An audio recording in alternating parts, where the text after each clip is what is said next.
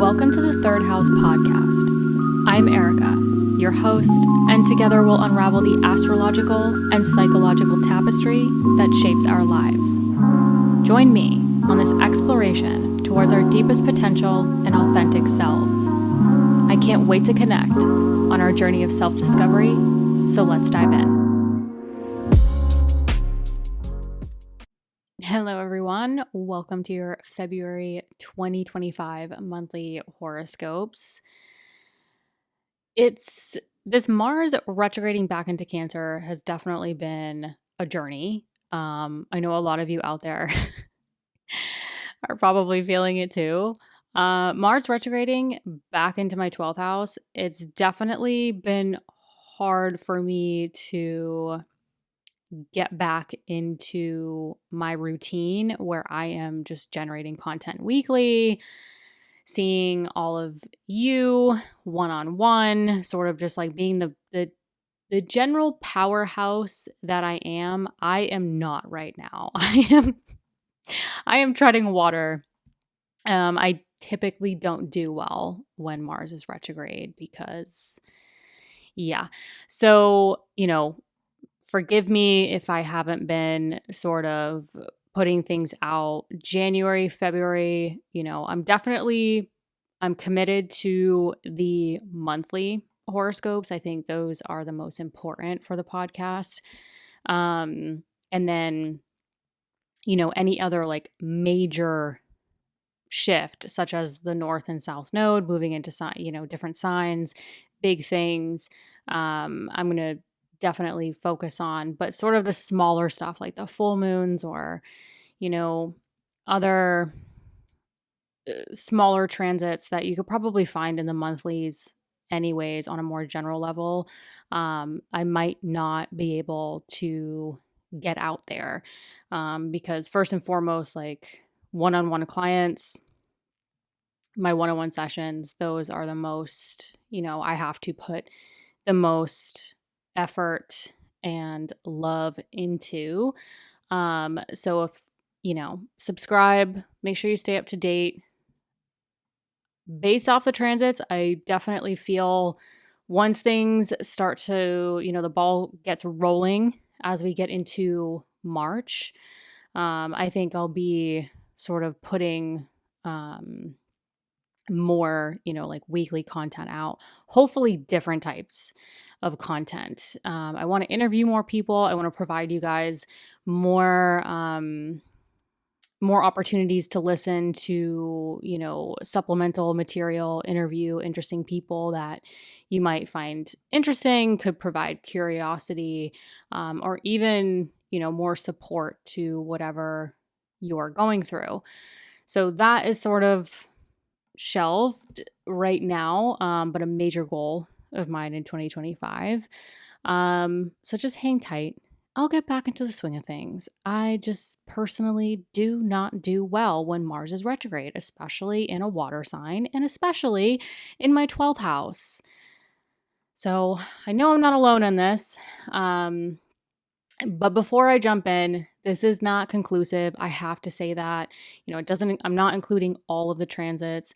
I'm also not looking at your personal birth chart, your natal placements that can drastically change things, flavor things, create different types of aspects and configurations, which changes the story. So please refer to your natal chart. So again, not conclusive.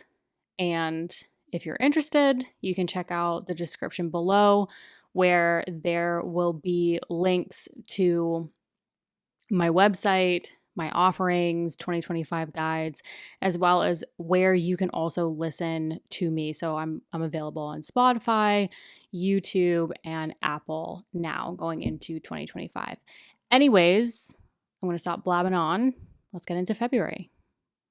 Hello, Aries risings.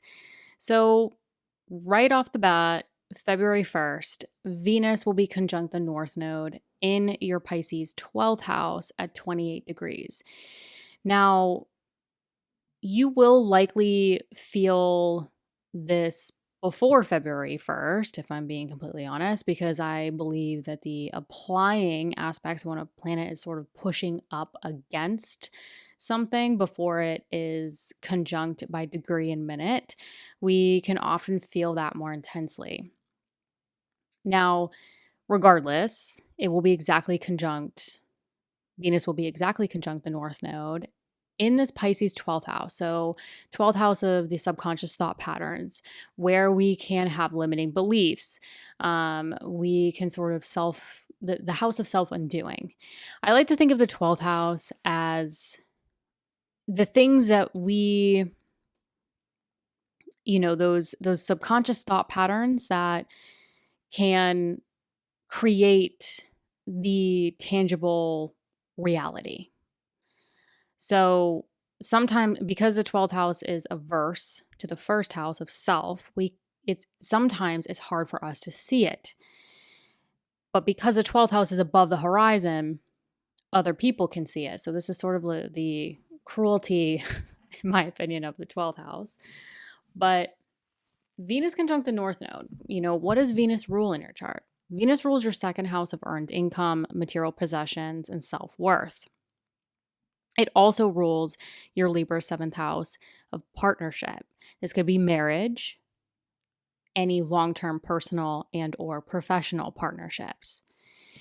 So with Venus conjunct the North Node, now Venus is in its place of exaltation. So this is, in my opinion, this is helping the situation. So, however, we have to remember that Venus is sort of in this shadow period at this juncture, and building the contextual clues potentially around partnerships and finances. So with it being in the 12th house, it's sort of like, what is mentally increasing around something developing within partnerships? What is mentally increasing around financial situations? Some of you, it might be a literal translation. Money is on your mind. You are heavily thinking about finances. You're thinking about your self-worth, personal and professional partnerships. It could really start to amplify. Because Venus is in this shadow period and conjunct the North Node, it will meet up again with this North Node on April 1st. So whatever's going on the end of January, really first week of February, you might come around and revisit a financial situation or a partnership situation that's playing out mentally for you. How is this affecting your subconscious thought patterns, your mental patterns? So definitely note or jot down, on your calendar, in your phone, wherever, what is really coming up the end of January, first week of February, around sort of what's going on. The 12th house is also where dreams are. So if things come to you in dreams, pay attention to your dreams more around this time. They could provide subconscious patterns or clues around a financial situation or a partnership situation. Now, February 3rd, Chiron in your Aries first house of self, body, appearance, and identity at 19 degrees will square Mars retrograde in your Cancer fourth house of home, family, property, and real estate. So to break this down a little bit more specifically, Mars is your ruling planet. Mars rules your body, appearance, and identity. Mars also rules your Scorpio 8th house. So what's going on with finances, a partner's resources, other people's resources, transformational work that's playing into a home, family dynamic, property, and or real estate situation. Some of you might be really reviewing and revising a plan of action, desires, motivations around some sort of maybe financial situation, investment, property, real estate. It could be renovation or just simply looking at your current living situation and seeing how you can really review or revise it so that it fully supports you. It supports taking care of your body, how you want to show up in the world, how do you want it to support your finances. I think we underestimate the fourth house because it's the lowest point often that I see, especially if your IC is in Cancer. That is, Imam Coeli. It's Latin for bottom of the sky. These are the roots of your chart. And so if we are rooted, if we have strong roots, and I think for a lot of you, Mars is providing this long internal revisionary process around how can you strengthen your roots? How can you strengthen your living situation in addition to, or really like strengthening that living situation, family relationships, family dynamics, property, real estate, whatever it may be, could really involve setting yourselves up for success financially. It could also be, you could start to see how your living situation really is affecting or, supporting or not supporting your body, your parents, how you want to show up in the world, really taking care of yourself there.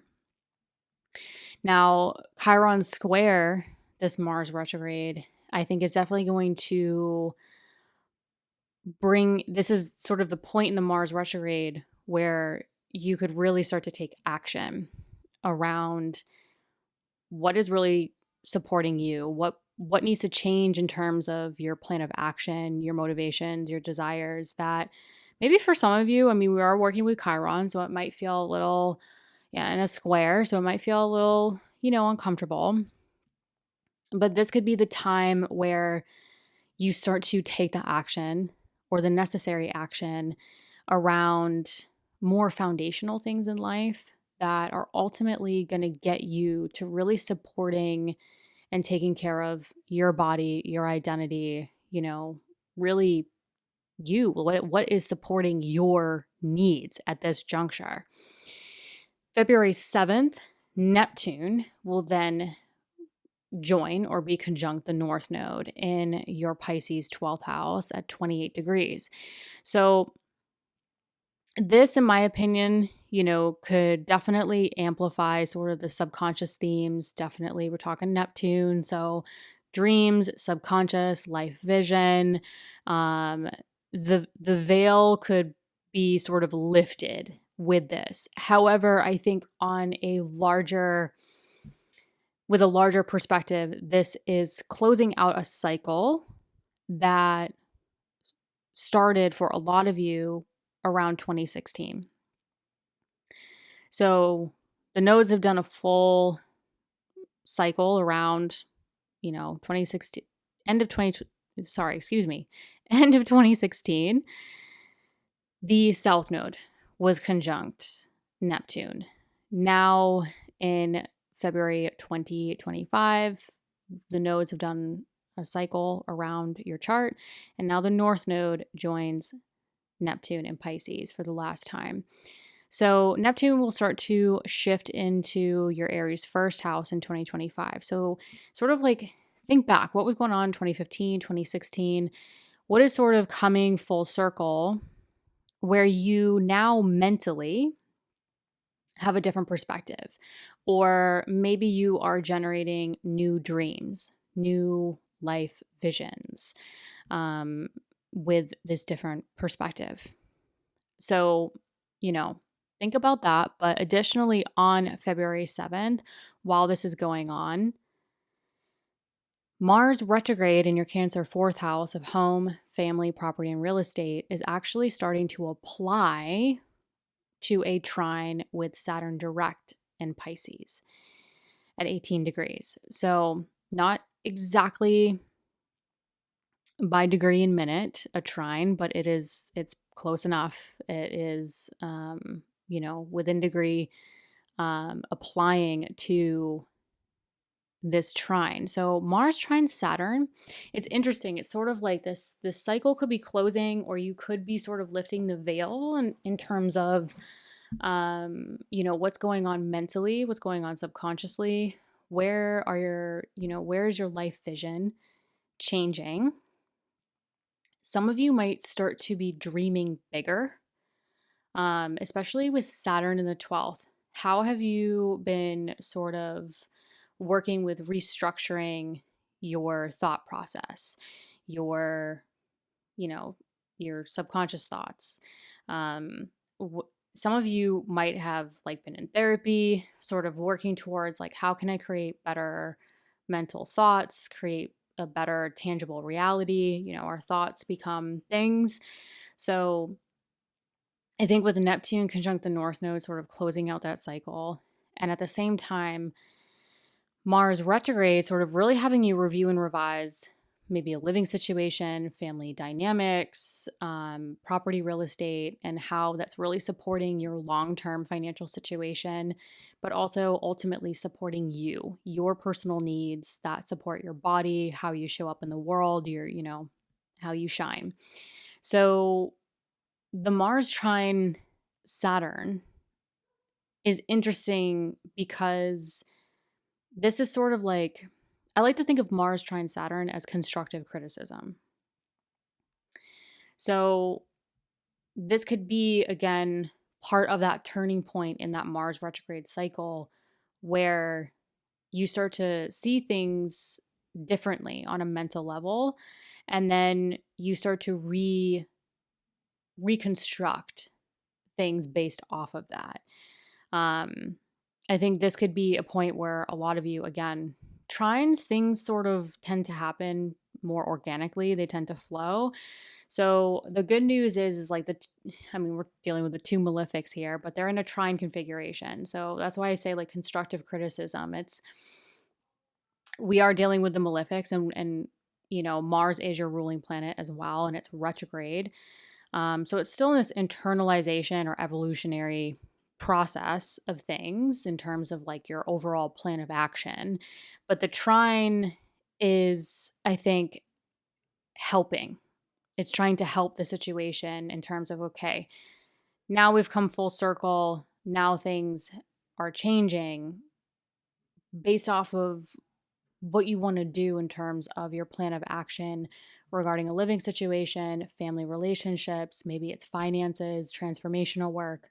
Regardless, what are you focusing on in 2025 where you can really support your body? You can really support how you want to show up in the world. Even a little bit with the Mercury retrograde, supporting your health and your overall vitality. But with this, I think this could be the point where, it's an opportunity to say, okay, let's really implement it. Let's really do it. So I think it's going to be, a turning point where a lot of us are going to be able to take action. And for you, I think this could be the point where maybe you start to take those mental thoughts on your life vision. Maybe some of you are witnessing where you limit yourself, where how your thoughts sort of limit how you want to show up in the world and how you want to support your body and how you really want to tackle your long-term financial goals. So this could be an opportunity where you could see things on like a deeper mental subconscious level. But then, that trine between Mars and Saturn can be a brief opportunity to say, okay, let's make this a reality. Let's put this down. Let's start making this into an actual tangible plan. Now, February 12th, there's going to be a full moon at 24 degrees in your Leo 5th house of joy.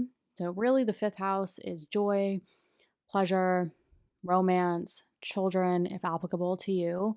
So this full moon is this culminating moment. It's really illuminating your fun house, your 5th house of joy, which is great. But it's going to form a brief, as this full moon is reaching the full culmination at 24 degrees. When it hits 23 degrees, so only 1 degree before it hits the exact full moon, it will briefly form a T-square with Uranus in your 2nd house of earned income. So something's going on culminating around like your social network, your hopes, your dreams, your long-term goals, creative projects, self-expression, children, really joy. And it's causing this like sudden shift around a financial situation. Now, this financial situation, what's interesting is that Uranus has a landlord. So Uranus in your second, this is not anything new. You guys have been going through this for many years now. Uranus formed this T-square where something's culminating around like your social network, your goals, creative projects, seeking more enjoyment in life, or children, if that's applicable to you, could somehow play a part in some sudden financial situation. Now, this could be a financial opportunity for some of you. So, because you have to remember that Venus at this point has entered Aries in its place of detriment. So, Venus in Aries can have an energy of I want what I want and I want it now. Why is it important that I'm mentioning Venus? Well, Venus rules the area that Uranus is in. So Uranus is sort of reporting to Venus. So if you think about it, if you're in someone's home and you're reporting to the owner or the landlord, the condition that the landlord is in, mentally, physically, emotionally, is sort of going to dictate your living situation, right? That's kind of the example I give. Venus is in a very like, I want what I want and I want it now. Venus is just going after it. So I think that adds a little bit more flavor to that Uranian innovation, rebellion, change. So I'm hoping that this full moon culminates something around goals, social network, creative projects, enjoyment, with the addition of it changing a financial situation or creating a financial opportunity where maybe you can innovate your finances, or you can it's sort of like it has an element where I think some of you are going to be like, no, this is what I deserve. Like, I want what I want and I deserve it. And this is my value. This is my self-worth. And something is being really highlighted and culminated in fixed signs. So this T-square is in fixed signs. So I think it's going to help some of you sort of stick to your value, your worth, and step into, the T. Like, I will warn you, a T-square, this is brief. You'll probably feel this over the course of a day, and that's it. But I will warn you, the T-square, Uranus is getting two squares. It's getting a square from the sun. It's getting a square from the moon. So it can feel that Uranus really wants to take action, and for you, take action around innovating and changing your financial situation. Now, I think even though Venus is in detriment, and some people think like, oh, detriment's a big bad word, I think Venus in Aries in your first house of self is helping you sort of stand up and say, no, I want what I want, and this is what I deserve. So I'm hoping that, this particular day, give or take a day or two for some of you, might initiate that financial change, hopefully that financial opportunity, especially with the T-square highlighting your 11th and your 5th, hopes, dreams, goals, enjoyment. So only time will tell, but it will be very interesting. Now, only a couple days later, on February 14th, Mercury enters your Pisces 12th house. So what's interesting is that Mercury rules your 6th house of daily work, health, and routines, and it also rules your 3rd house of communication and exchanging information. So again, this is tying into, some of you could have, work, health, routines, communication, taking care of a lot of mundane daily tasks on the mind.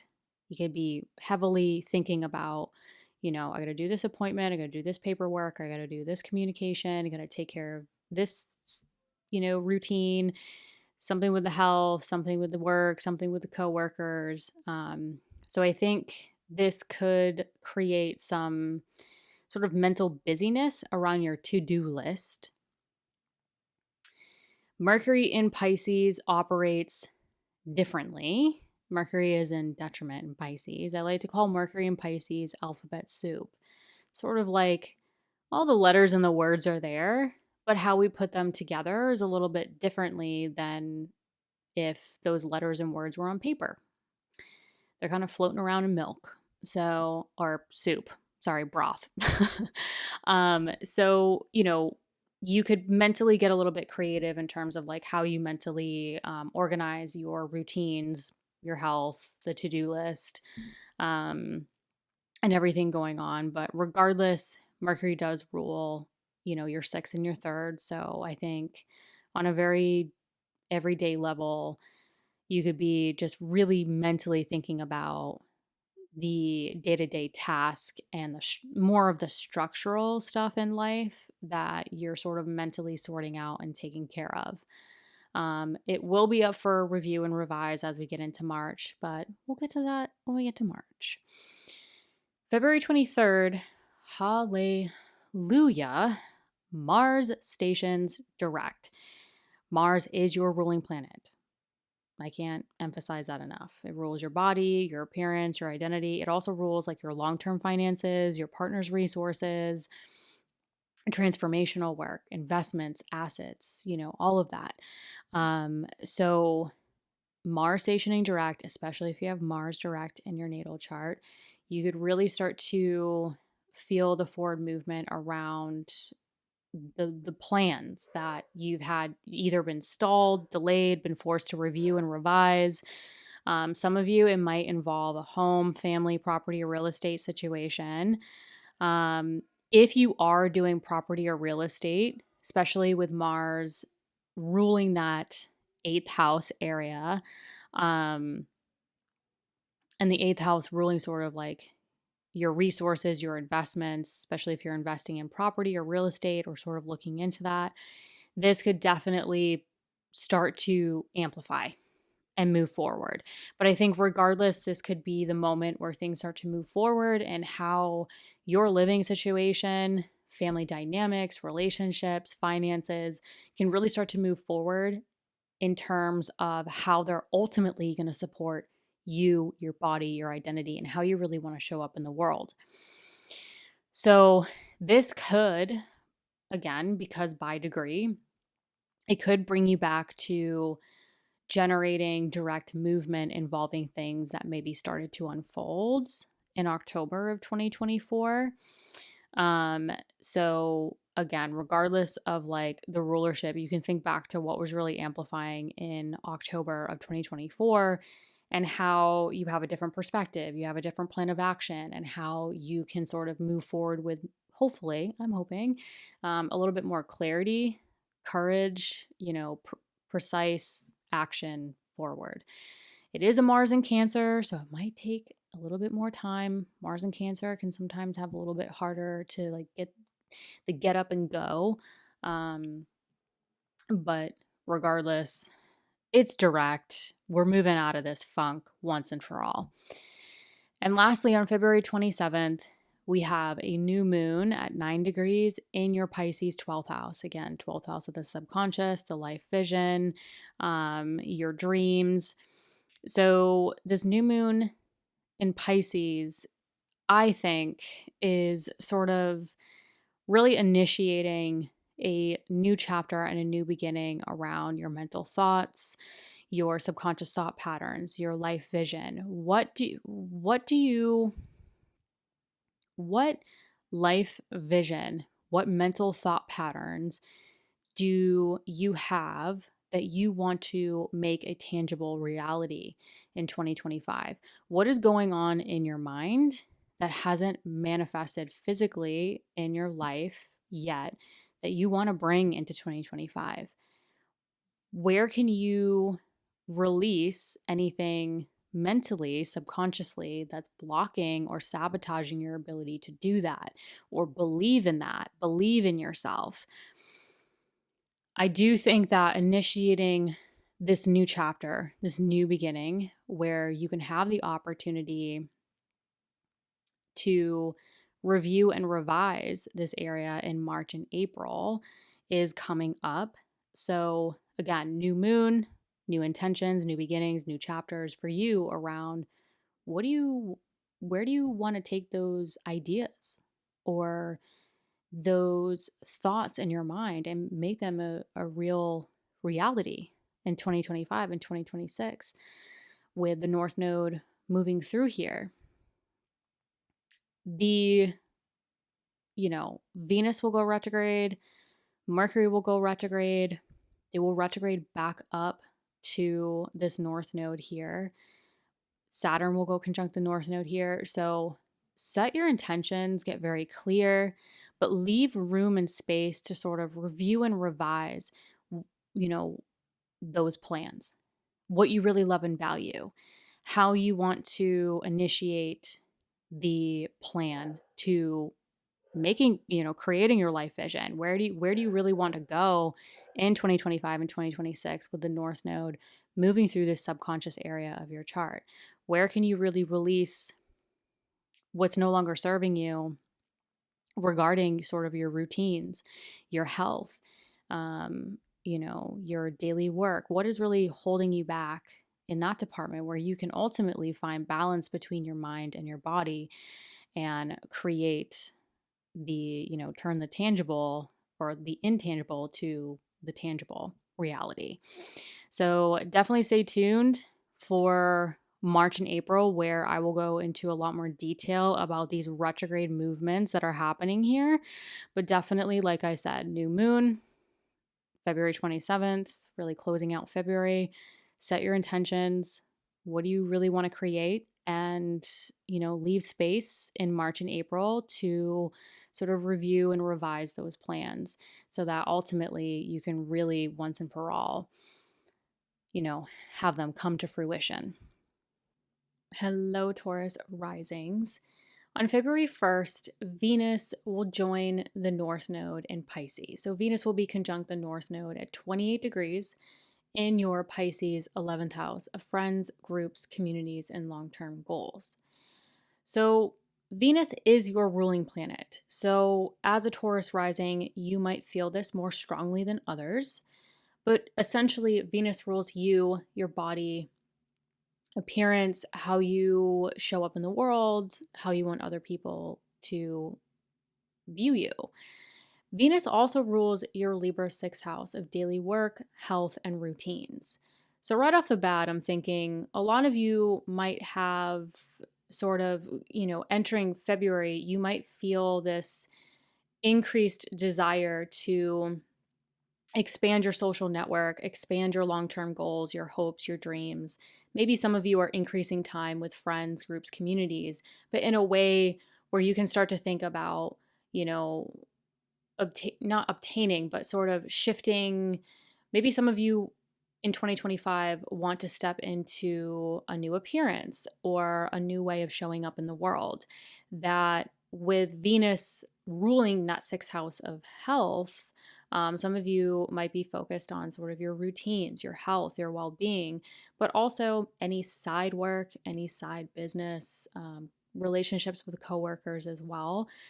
Now, keep in mind, Venus will be in its place of exaltation in Pisces. So as a Taurus rising, I think this will be supporting. Now, at some point, depending on where your ascendant is, what degree your ascendant is in Taurus, this Venus North Node, or I should say Venus, will at some point sextile your first house. So that's adding additional opportunity to maybe socializing, hopes, dreams, goals, focusing on maybe creating a new appearance, how you want to show up in the world. Keep in mind, though, Venus will meet up with this North Node again on April 1st, but it will be retrograde. So I would definitely pay attention to the last week of January, the beginning of February. What is really amplifying around your social network, your goals, your work, your health, your body appearance, that you might have some time to sort of review and revise the overall alignment or direction of any of those themes or all of those themes. But I would definitely focus on, like, because Venus is your ruling planet and it's in its place of exaltation, even when it goes retrograde and re-enters this area, I would definitely focus on, what's really going to support you, what's really going to help you feel good, in terms of, when we feel good, we feel more energy and vitality, especially with the sixth house connection to health and well-being. We feel more health and vitality to go after those goals, to go after what we want, or just, the 11th house is sort of like the clubhouse. So at a minimum, socializing. Who do you want to surround yourself with? But ultimately, jot down what sort of amplifies around this time, especially pertaining to those themes that you might come back around and revisit closer to April or in April. On February 3rd, Chiron in your Aries 12th house of subconscious thought patterns, meditation, sleep, dreams, all the hidden stuff, will square Mars retrograde in Cancer. Now, this will be at, I believe, 19 degrees. So if you have anything at 19 degrees, you want to take into account that aspect to this. But generally speaking, this Chiron in your Aries 12th house has been there for some time. That's nothing new. But the square to the Mars retrograde in Cancer is sort of maybe revising the motivations and desires to shift or take action where, Chiron and Aries, maybe identity or self-expression. But more specifically, the Mars retrograde for some of you could be amplifying sort of the home, family, property, real estate themes that have sort of been playing out for months now. For some of you, it could be, communication, as well as personal and professional partnerships.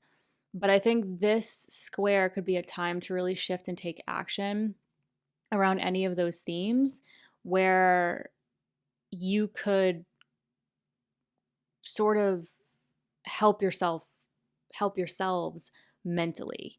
So, mentally shifting into, taking action to create more ease mentally. This could create sort of,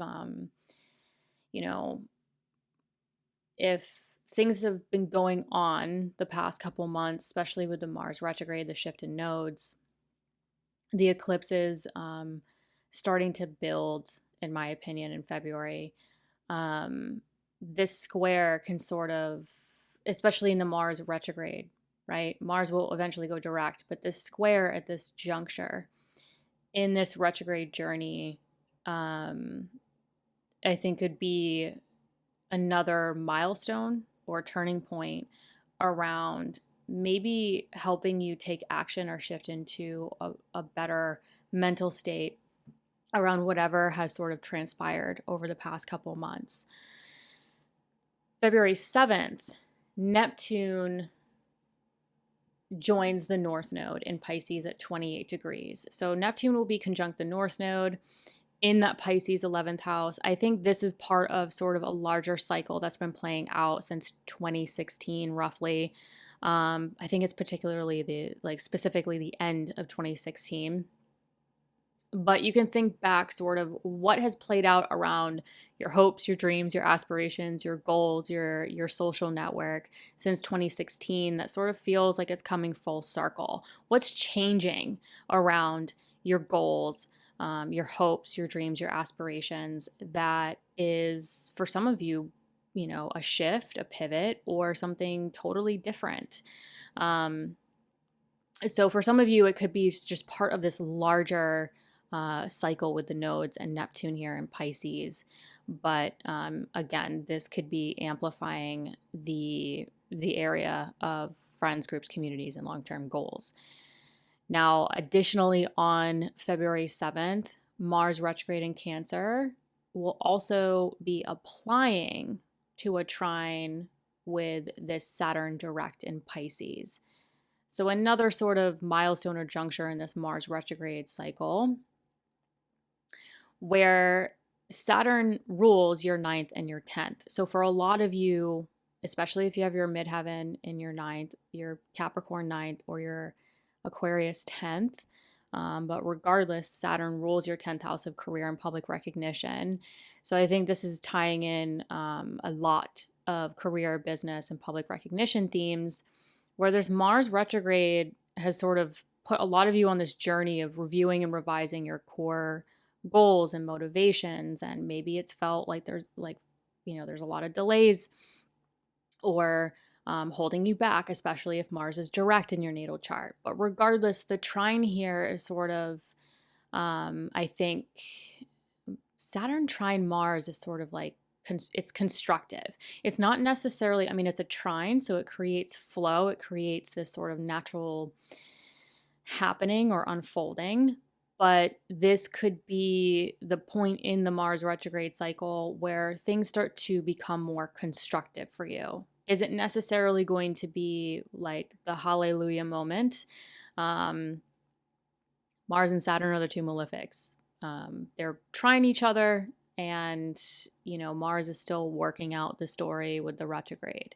So not necessarily, but I do think that this is a point where maybe you've reviewed and revised enough, or you've been held back or stalled enough, where now you can start to see sort of the constructive flow and movement around, communication, exchanging information, goals, social network. February 12th, there will be a full moon in Leo at 24 degrees in your 4th house of home, family, property, and real estate.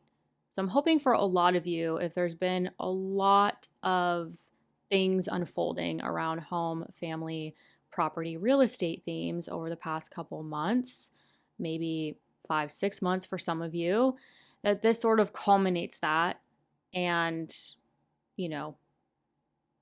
we can move on.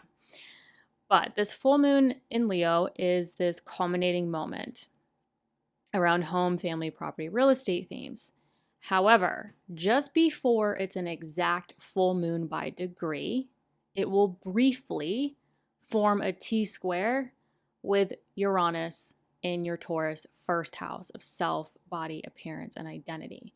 So you have the moon in your 4th house, home, family, property, and real estate, which means the sun will be in your 10th house of career and public recognition. And they're both, the sun and the moon at this full moon, or 1 degree before it's an exact full moon, will form, they're both squaring Uranus in your Taurus 1st house. So this full moon could be a very, like a lot could be culminating around maybe career, home, family, property, real estate, that creates a sudden shift or change to you. Like you could feel it very personally. You could be making the big change. There's a lot of pressure on the 1st house of self. So some of you might really feel this full moon. The exception to this, in my opinion, if you have your descendant or any planet around 24 degrees of Scorpio. And I repeat, if you have any planet or placement around 24 degrees of Scorpio, this will be different for you. You will likely hold tight and you won't bend or change because it will form a fixed grand cross in your chart. So you'll likely hunker down and hold and prevent change or instability. If you don't, you'll likely feel the sudden change or culminating moment either around home and family and or career, or maybe both. Now, Venus is ruling the area. So that Uranus, that has a lot of pressure, it's getting 2 squares in your first house of self. That Uranus is reporting to Venus in Aries, and Venus in Aries is very, I want what I want and I want it now. But for you, it's in the Aries 12th house. So I think there is an added element for Taurus risings. Again, it depends on your personal placements. But generally speaking, I think there's a deeper element of like mental, like you're going to be thinking a lot, you're going to be analyzing a lot, you're going to be something's going on, something is culminating with career or home and family, and you might have to make a choice, you might have to make action. And the Venus is very mentally, you could be like, no, I really want to focus on what I want and make decisions around that. On February 14th, Mercury enters Pisces. Now, Mercury in Pisces is in fall. So, especially if you have a strong Mercury in your natal chart by essential dignity, you might feel this. Like Mercury in Pisces, I like to call Mercury in Pisces alphabet soup.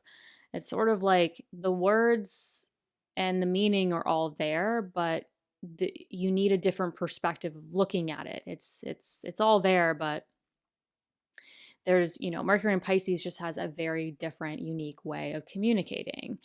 So generally, like collectively, we might have either miscommunication or have to communicate in different ways. But Mercury rules your 5th house of joy, pleasure, creativity, self-expression. And it also rules your 2nd house of earned income and self-worth. So if you are a creative, this could indicate that you're finding new ways of, exploring your creativity or creative projects.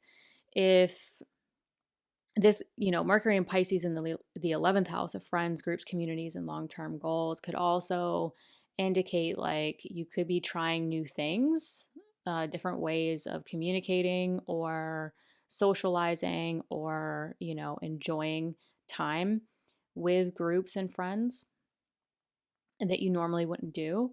Mercury will join the North Node and go retrograde. So there could be some changes to sort of your approach to your social network, your goals, your creative projects, your self-expression.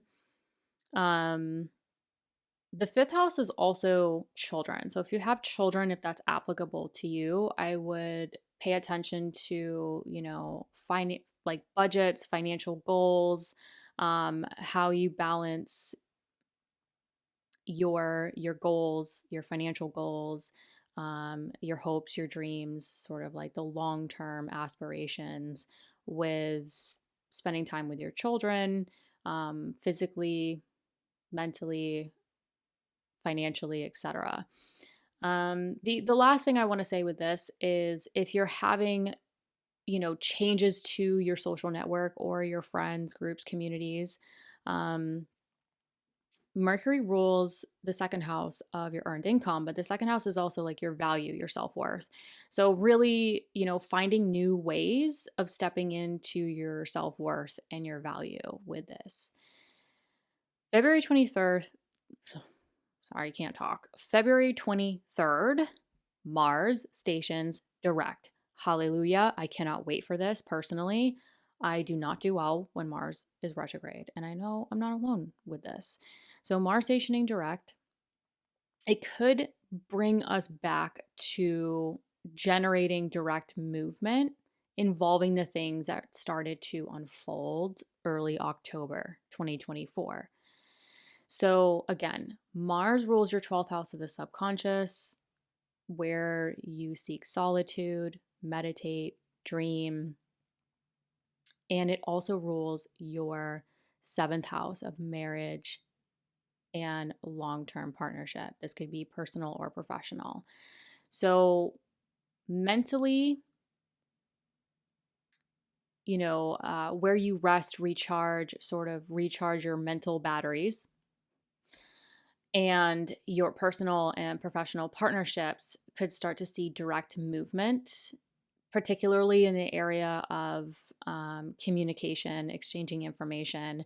But if you have your IC in Cancer, this could also involve direct movement involving the home, family, property, real estate.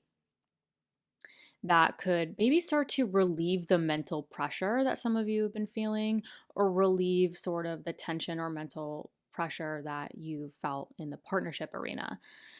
So Mars will trine that Mercury in Pisces at 17 degrees just before stationing direct, which is kind of interesting because it seems like it's playing a part in this direct movement. Like the trine configuration is where things start to create natural flow. So right before Mars goes direct and starts to create that forward movement, it seems like it creates maybe a needed conversation or needed communication that sort of just naturally unfolds or happens, that sort of sets the stage for that direct movement around your goals, dreams, aspirations, social network, and sort of immediate day-to-day surroundings. And lastly, February 27th, there will be a new moon in your Pisces 11th house at 9 degrees. So if you have any placements around 9 degrees, take that into consideration. So this new moon in Pisces, it's sort of initiating a new chapter and or new beginning involving your hopes, dreams, aspirations, and goals. More specifically, friends, groups, communities. And so it's interesting how this month starts to amplify that area for you, friends, groups, communities, and long-term goals, and how things start to communicate with that area throughout the month. That ultimately, if we zoom out, it leads to some new chapter. It leads to some new beginning. If you have your midheaven in Pisces, I would pay closer attention to the area of career and public recognition, also playing a part with new beginnings, new chapters, maybe new projects. But regardless, I think this month could be sort of untangling a lot of things. With the Mars retrograde, it finally goes direct. It communicates to that area of friends, groups, communities, and long-term goals. And then boom, a new moon happens here.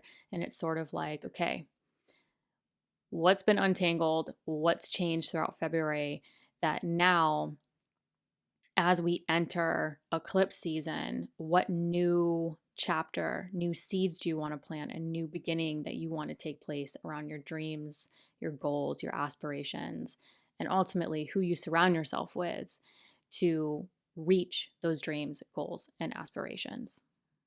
Hello, Gemini risings. On February 1st, Venus will join the North Node in your Pisces 10th house of career, business, and public recognition. Now, Venus is in the place of exaltation. So this is a good thing. Venus is well resourced. And again, the North Node can definitely, over roughly the next 18 months, really increase themes with work, business, career, public recognition. So Venus, more specifically, I think could tie in Taurus 12th house themes as well as Libra 5th house themes. Now, you don't need to know what that means, but basically, whatever's increasing around career, it's going to start probably integrating what's going on mentally, your life vision. Do you have self-sabotagey mental talk going on? That might be a thing for you. Something might be playing out with work or public recognition that is really mentally, like a lot of mental activity is increasing around it.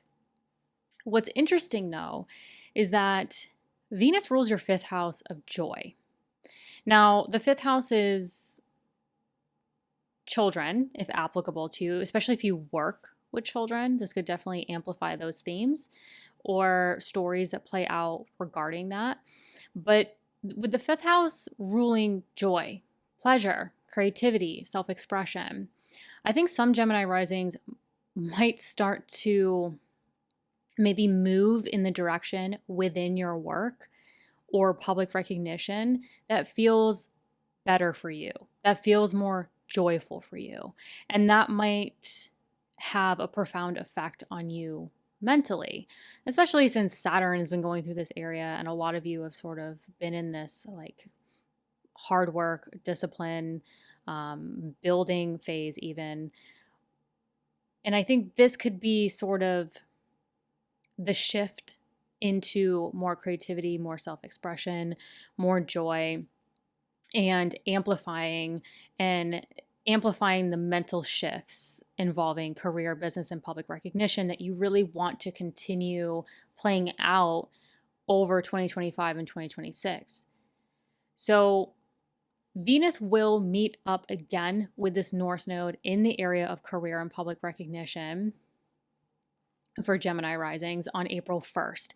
So I would definitely jot down what stories are really amplifying the beginning of February that you might come back around to in March or April. So again, Venus will revisit this area. It will go retrograde. And I think there's going to be a lot of shifts mentally and, you know, what feels good for you, what feels more joyful for you, what directions and paths can you take in career and public recognition that sort of create the mental shifts that you want and feel just more pleasurable for you overall. But, you know, Venus will retrograde, so you'll have some time to kind of review and revise what you really love and value about those things. February 3rd, Chiron in your Aries 11th house of friends, groups, communities, and long-term goals will square this Mars retrograde in your Cancer 2nd house of earned income and self-worth. Now, Chiron in Aries is nothing new, but Mars has been retrograde for some time in your 2nd house of earned income.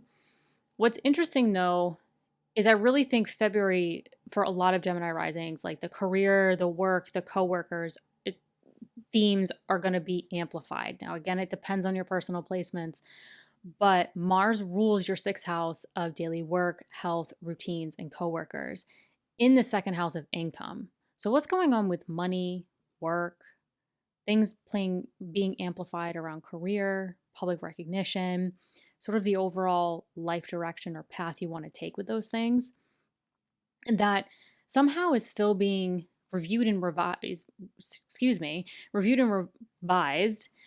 regarding your finances, but in a way where maybe you're taking a shift or taking action around your identity and self-expression that's going to align you to the goals that you want.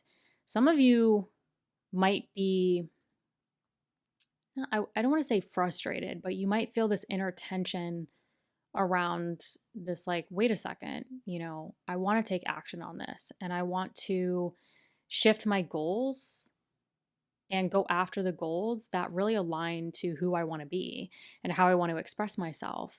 And I want to anchor myself into the self-esteem and the money I deserve. So for some of you, this might be like a self-worth, money goal situation playing out where you're reviewing and revising sort of your, like, what you're worth and really stepping into that and not being afraid to create the plan of action or speak up for yourselves around that and take action towards the long-term goals and the people you want to surround yourself with that align to the self-expression and identity that you want to move into in 2025. Now, February 7th, Neptune joins the North Node in your Pisces 10th house of career and public recognition.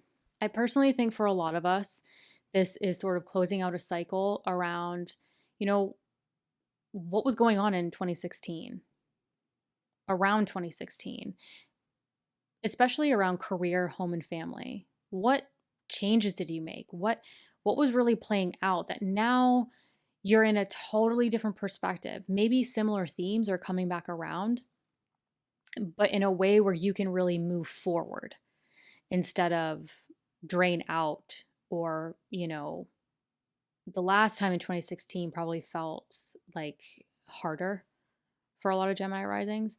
But this time it's sort of like, what similar themes are coming back around regarding home, family, property, real estate, as well as your career and public recognition, that now you feel like you can dream big and you can move forward. You can launch yourselves forward. Additionally, on February 7th, Mars retrograde in your Cancer second house of earned income and self-worth will be applying, so not exact, but applying to a trine with Saturn in your 10th house of career and public recognition. So some sort of like, as you're reviewing maybe finances, budget, self-worth, the trine to Saturn in your 10th house could be,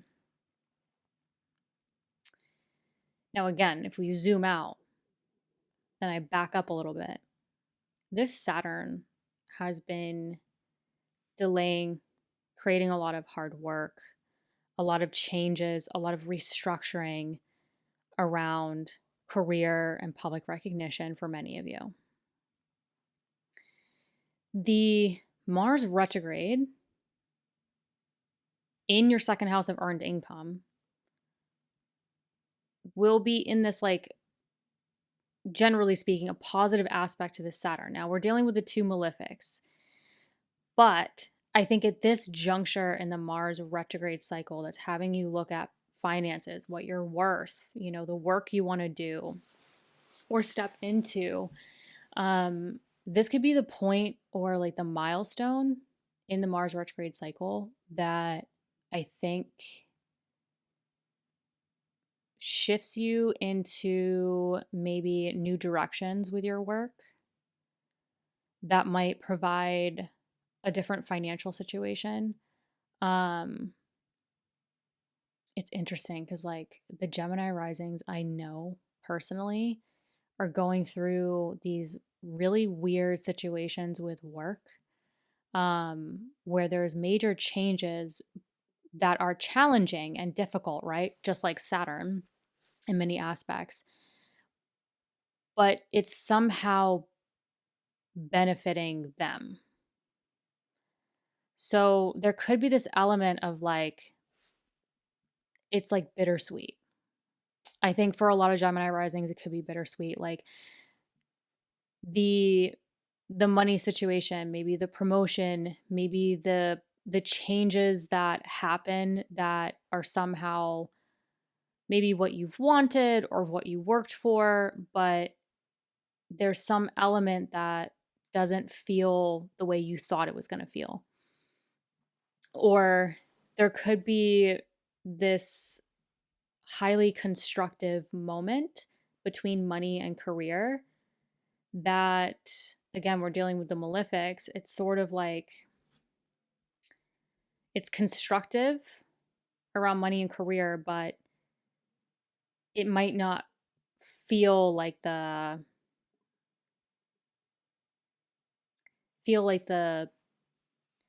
glorious moment that we all like think certain things. Like I would definitely look out for things to shift and change that I think could be beneficial for a lot of Gemini risings around money, career, coworkers, routines.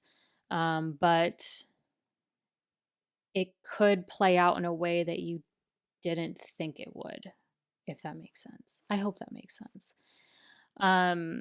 Now, when we get to February 12th, a few days later, there's a full moon in Leo at 24 degrees.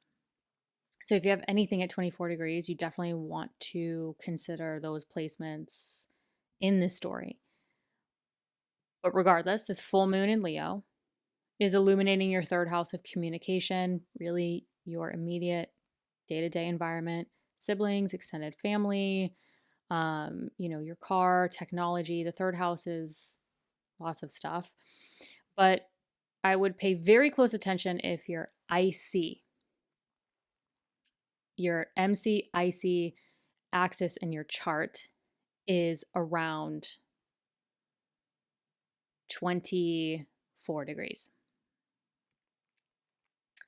because it could be culminating or illuminating something around career, home, family, property, and real estate. But on a really general, sort of mundane level, full moons in the third house can just be a great time to sort of take care of paperwork, appointments, phone calls, maintenance, communication, exchanging information, those kinds of things. But what I really want to talk, this full moon, I think is going to be a full moon that a lot of us feel, because right before it's an exact full moon by degree, it will briefly form a T-square with Uranus in your Taurus 12th house. The subconscious, solitude, meditation, sort of the more hidden aspects of ourselves, or the things that we try to keep hidden. So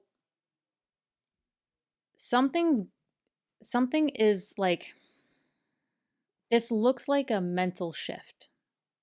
This looks like a big mental shift for a lot of Gemini risings around communication, growth, and potential. Anything you seek for growth and potential.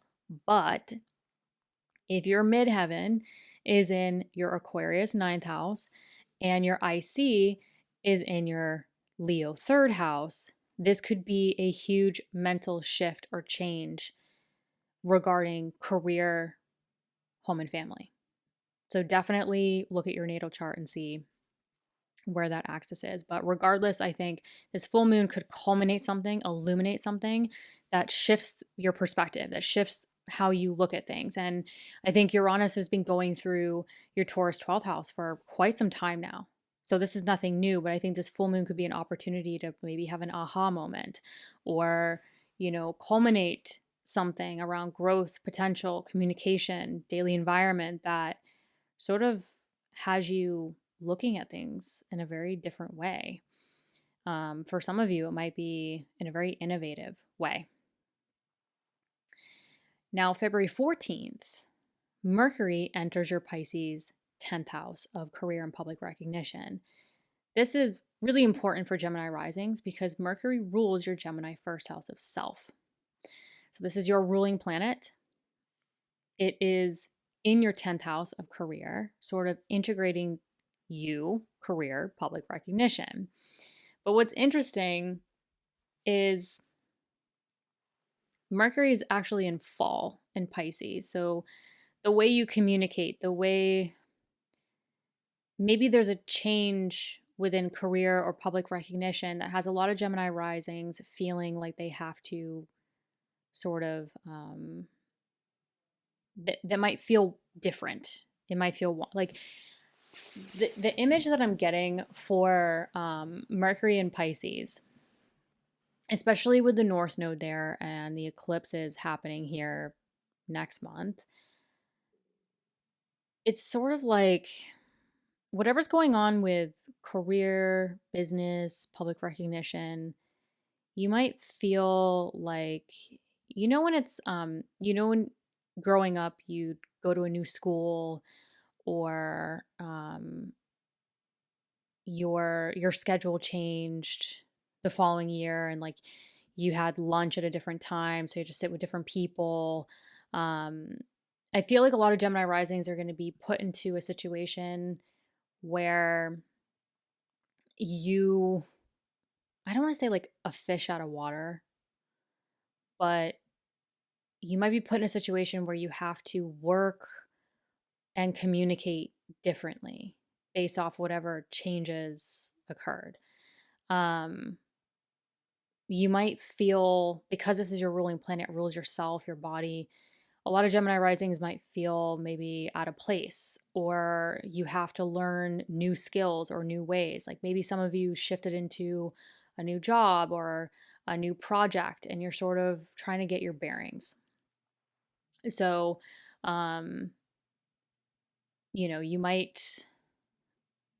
that might be a situation that plays out. Mercury also rules your 4th house of home, family, property, and real estate. So some of you also really might be trying to figure out the balance between work and home, or the time between work and home, and how that ultimately can support you and, taking care of yourself. So, some of you, it might just be like a general, like, how do I balance these two areas so I can, feel good and, you know, be my usual self. On February 23rd, Mars stations direct. So Mars finally goes direct in your Cancer second house of earned income. So there's definitely a lot going on with career, finances, coworkers for a lot of you Gemini risings, but Mars stationing direct hopefully is sort of the green light. Things start to finally move forward around what you're making. This could also be sort of a time where some of you are figuring out bonuses or compensation or raises. So maybe there's sort of like direct forward action around your finances, your daily work, your routines, and even relationships with coworkers. This could bring you back to something that generated or started in early October. So if something was really ramping up early October, this could start really moving that story forward once and for all. On February 27th, there will be a new moon at 9 degrees in your Pisces 10th house of career and public recognition. So if I had to sum up February for Gemini risings, generally, it looks like there's a lot going on with coworkers, work, routine, finances, self-worth, goals, career, public recognition. That's all sort of playing out and talking to each other throughout the month of February that essentially leads up to this new moon or new beginning in your 10th house of career and public recognition. A lot of you, this could be a new position, a new project, a new perspective within your career and public recognition that ultimately grows over the next 5 or 6 months. So I definitely think the last week of February could be an excellent time for Gemini risings, especially with so much North Node movement happening in the 10th house of career and public recognition, increasing and amplifying those themes in 2025 and 2026.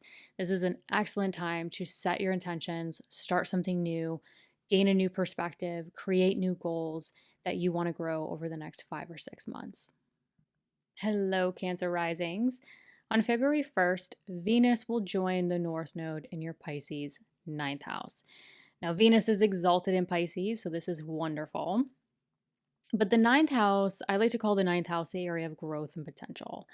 So continuing education, higher education, philosophy, spirituality, travel, the things that we pursue for growth and potential. Even publishing, teaching lands in this house. Now, for my astrology lovers, if your midheaven lands in your Pisces 9th house, this North Node movement could really start amplifying the career and public recognition area of your chart. But more, generally speaking, you want to pay attention to maybe career for some of you, but really the things that you're pursuing for growth and potential in your life, and how Venus is tying in home, family, property, real estate themes, as well as your long-term goals. So what is really amplifying around the things or direction you want to take around growth and potential that's having you really look at your social network, your goals, and your living situation, the foundation of your life. Venus will retrograde and revisit this North Node in the area of growth and potential for you and the things you pursue for growth and potential.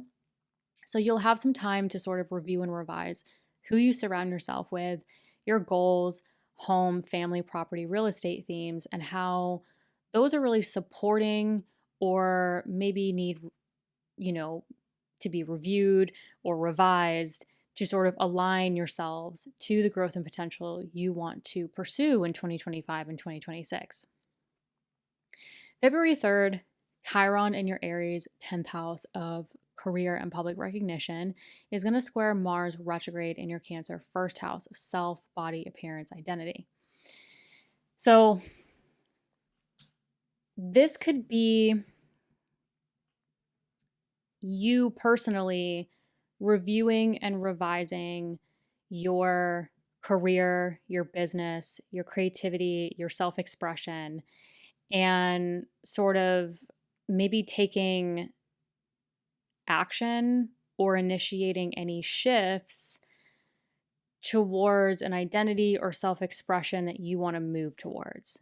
So I think a lot of Cancer risings might be sort of looking at what's going on with business, what's going on with career, public recognition. How is it shifting or changing your perspective on your identity, how you want to show up in the world, and sort of what actions can you start to think about or even take for some of you to sort of align yourselves to the self expression that you really want to step into with career, business, public recognition. February 7th, Neptune will join the North Node in your Pisces 9th house. Again, 9th house, anything you're pursuing for growth potential. And for some of you, if your midheaven is there, career and public recognition. So this could honestly be sort of finishing up a cycle that got initiated in 2016. So some of you might be able to look back to 2016. What was really ramping up? What was really starting? What seeds were you planting that now it's kind of come full circle and you're ready to step into a new chapter around, for some of you, career, growth, potential. So I think this could be part of a larger cycle kind of playing out, and you're sort of ready to step into something new or sort of dissolve, what no longer serves and sort of move into this new direction that really could be amplified around growth and potential, some of you career, over the next roughly 18 months. Now, February 12th, the full moon in Leo will be at 24 degrees. Now, this full moon is in your Leo second house of earned income and self-worth. So something's culminating around finances, self-worth, your budgets. Now, what's interesting about this full moon is just before it's an exact full moon by degree, it will briefly form a T-square with Uranus in your Taurus 11th house of friends, groups, communities, and long-term goals. So your two financial houses are going to be illuminated with this full moon, while Uranus in your 11th house of your social networks, your long-term goals, will have two squares applying, configured to it. So this puts a lot of pressure on Uranus to change, to innovate, to shift. So for a lot of Cancer risings, you might change, shift, innovate your goals, who you surround yourself with, your friends, groups, communities. That is somehow tying into sort of your self-worth, your transformational work, but also something could be culminating financially that is having you make a major shift or change around your hopes, your dreams, and your long-term goals. On February 14th, Mercury enters your Pisces 9th house. Again, a broken record. Growth, potential, spirituality, writing, publishing, teaching, traveling, all the things. Now, Mercury's in fall, but I think with the Mercury North Node movement starting to build, I think Mercury ruling your third house of communication and also your Gemini 12th house of the subconscious thought patterns, dreams, life vision, the things we don't necessarily advertise or share with the world. I think a lot of you could be really communicating, exchanging information, thinking about sort of your thought patterns, your life vision, what's going on mentally. What are those mental thought patterns that you want to make a tangible reality? Where are you communicating, writing, speaking, exchanging information? that could be playing a part in taking a different approach around growth and potential in your lives. February 23rd, Mars stations direct. Hallelujah. Mars has been retrograde in your first house for some time. And I think Mars direct, sort of moving forward, especially because Mars rules your career, your business, your public recognition, as well as your fifth house of creativity, your self expression, joy. This could help a lot of Cancer risings, I think, to sort of move forward and create more direct forward movement around your creative projects with career, business, public recognition. But I think a lot of you could start to feel more empowered, um, more empowered to move towards joy. And yeah, this might take some time. Mars in Cancer is, a little like it's harder for Mars to move more in Cancer, but I think once Mars gets into Leo, you're really gonna be ignited, which is right around the corner. It will, and once Mars gets into Leo, your second house of earned income, it will start integrating income and business and public recognition. So I think some of you might really start to feel the fire and the forward movement. But I will take a Mars direct now. But this could also, just keep in mind, this could bring you back to whatever was really amplifying around the beginning of October. Um, what was going on with career, public recognition, creativity, creative projects that you really want to put out into the world. The fifth house is also children. So if you have children, if that's applicable to you, this could be situations playing out with your kids, decisions regarding your children and how that affects sort of like your public recognition, your public image, your work, or your ability to show up for those things. So, children is definitely a theme if that's applicable to you. But I think a lot of Cancer risings will start to really initiate and unfold the seeds that got planted in October, or situations that really started to amplify. So, hopefully, you'll start to feel a lot better personally, like in your body, but also with work, creative projects, and children, if applicable to you. And February 27th, we have this really beautiful new moon at 9 degrees in your Pisces ninth house of, again, growth and potential, anything you pursue for growth and potential, or career for some of you. And I like this because a lot of February looks like we're untangling things. We're reaching these milestones within the Mars retrograde process. We're starting to feel a lot of amplification around the North Node just recently moving into Pisces. So a lot can start to be amplifying in the area of growth and potential, but February looks like we're still sort of sorting it out. We're still sort of in this, like, what are the core motivations, desires, plan of actions around it? And that starts to move forward. And then coincidentally, we get this new moon in the area of growth and potential.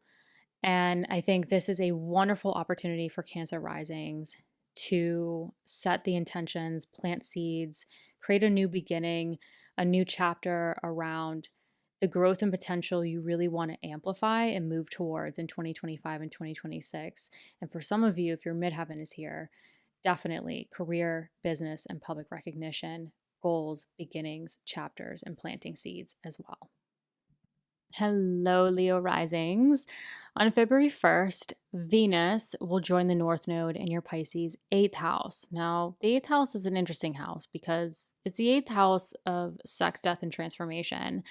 But I like to think of it as, other people's resources, where we join resources with others, including your partner, if applicable. It's also, investments, assets, the long term.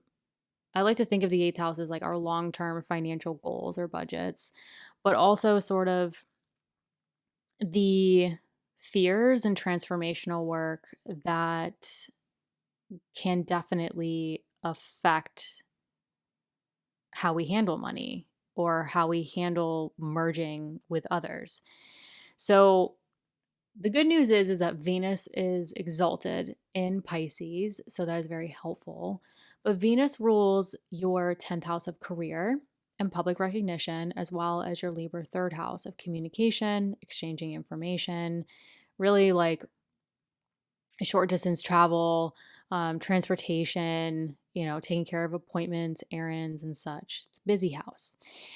And I think this is where a lot of Leo risings can really start to see the amplification of what are the long term investments regarding career, business, public recognition. Where can there be communication or exchanging information for those things to take place? There could be an amplification of, um, you know, personal and professional partnerships starting to come into play. I think more so in March and April, but some of you might start to see that. But I think a lot of Leo risings are going to shift into like where can I invest my money? Where can I invest my work, my energy, for my career, for my day-to-day life, for partnerships, um, in a way that sets you up for success. Now, Venus will move forward and go retrograde and join this North Node here again. So you will have time to sort of review and revise the information, the communication, the career, the public recognition, and how how you really can click things into place in a really good aligned way to set yourselves up, financially. And this might involve making mental and psychological shifts in order to do so because we are dealing with the eighth house. So some of you might have sort of self-worth or transformational work if that's something that you haven't worked on, especially with the Mars retrograde in the 12th house. That's another indicator to me. Like there could be some mental subconscious shifts going on around self-worth, your value, and for some of you, sort of financial themes and the work that you want to do in the world. Now, February 3rd, Chiron in your Aries ninth house of growth and potential. So if you're new here, I like to think of the ninth house as, yes, spirituality, higher education, travel, publishing, teaching, but really all the things that we do and pursue for growth and potential. So Chiron in your Aries ninth house of growth and potential, square Mars retrograde in your Cancer 12th house, the subconscious thought patterns, sort of what's going on subconsciously, sleep, solitude, rest, recharge, even like seeing where you limit yourselves or self-sabotage yourselves. But I think at this juncture in the Mars retrograde, a lot of you have already kind of seen like, okay, what went on mentally? Like where have you been untangling those things to shift into a new identity and self-expression around your growth and potential or anything you're pursuing for growth and potential.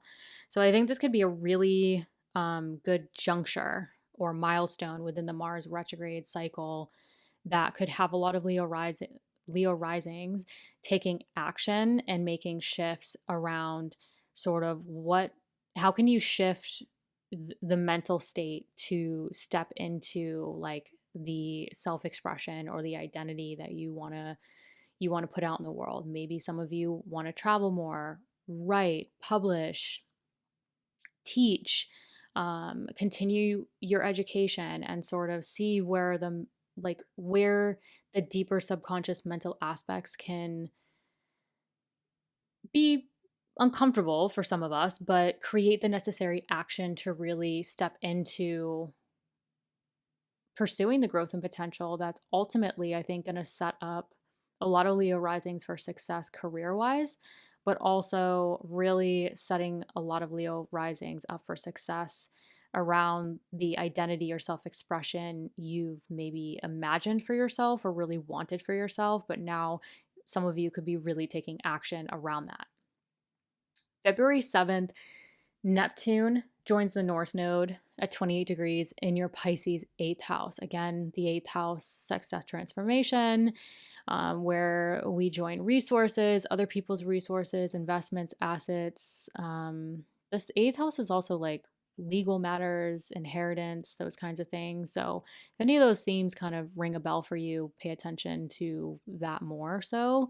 But I think Neptune conjunct the North Node here is part of a larger cycle that really has been playing out since 2016. So if you think back to, what was really amplifying around 2016 that now is coming full circle, and you have maybe the wisdom, the experience, the change, under your belt, so to speak, that you're now able to move forward, like move things in a different direction. And because the nodes here are in financial houses, I think a lot of Leo risings are going to be taking different directions financially, where you can set yourselves up for success long term, or invest more, or transform more, or merge more over the next roughly 18 months. So, definitely pay attention to that. But I think the Mars retrograde in that Cancer 12th house of the subconscious will be applying to a trine with Saturn in this Pisces 8th house. So this tells me some sort of cycle is maybe coming to a close, or you have this could be like a full circle moment for a lot of Leo rising, seeing like how 2016 or around 2016 led you to this moment. You're seeing the change, you're seeing the transformation, you're sort of using maybe the experience or the wisdom to move into the new chapter and, new area of life that you want to move into. But the Saturn trine Mars, these are the two malefics, but the trine to each other is constructive. I think this is where in the Mars retrograde cycle, a lot of Leo risings might reach the point of really saying, okay, like I know this mentally, I've untangled this mentally, changing the sabotage, changing the self-limiting beliefs, the, really, okay, this is the life vision I want to move towards. This is like what I feel really called to move towards. And now it's sort of like get down to brass tacks. Like it's time to construct, it's time to do, it's time to make it happen. We can only isolate and seek solitude so much. It's time to sort of, okay, like I'm ready to make this happen and create this into a tangible reality for some of you. So definitely look out for that around February 7th. February 12th, there's actually a full moon in your Leo first house of self at 24 degrees. So this is definitely culminating and illuminating something around your appearance, your body, your identity, how you want to show up in the world. Some of you might be culminating, what you've been really working on the past 5 or 6 months internally, especially with the Mars retrograde in the 12th house. So there's been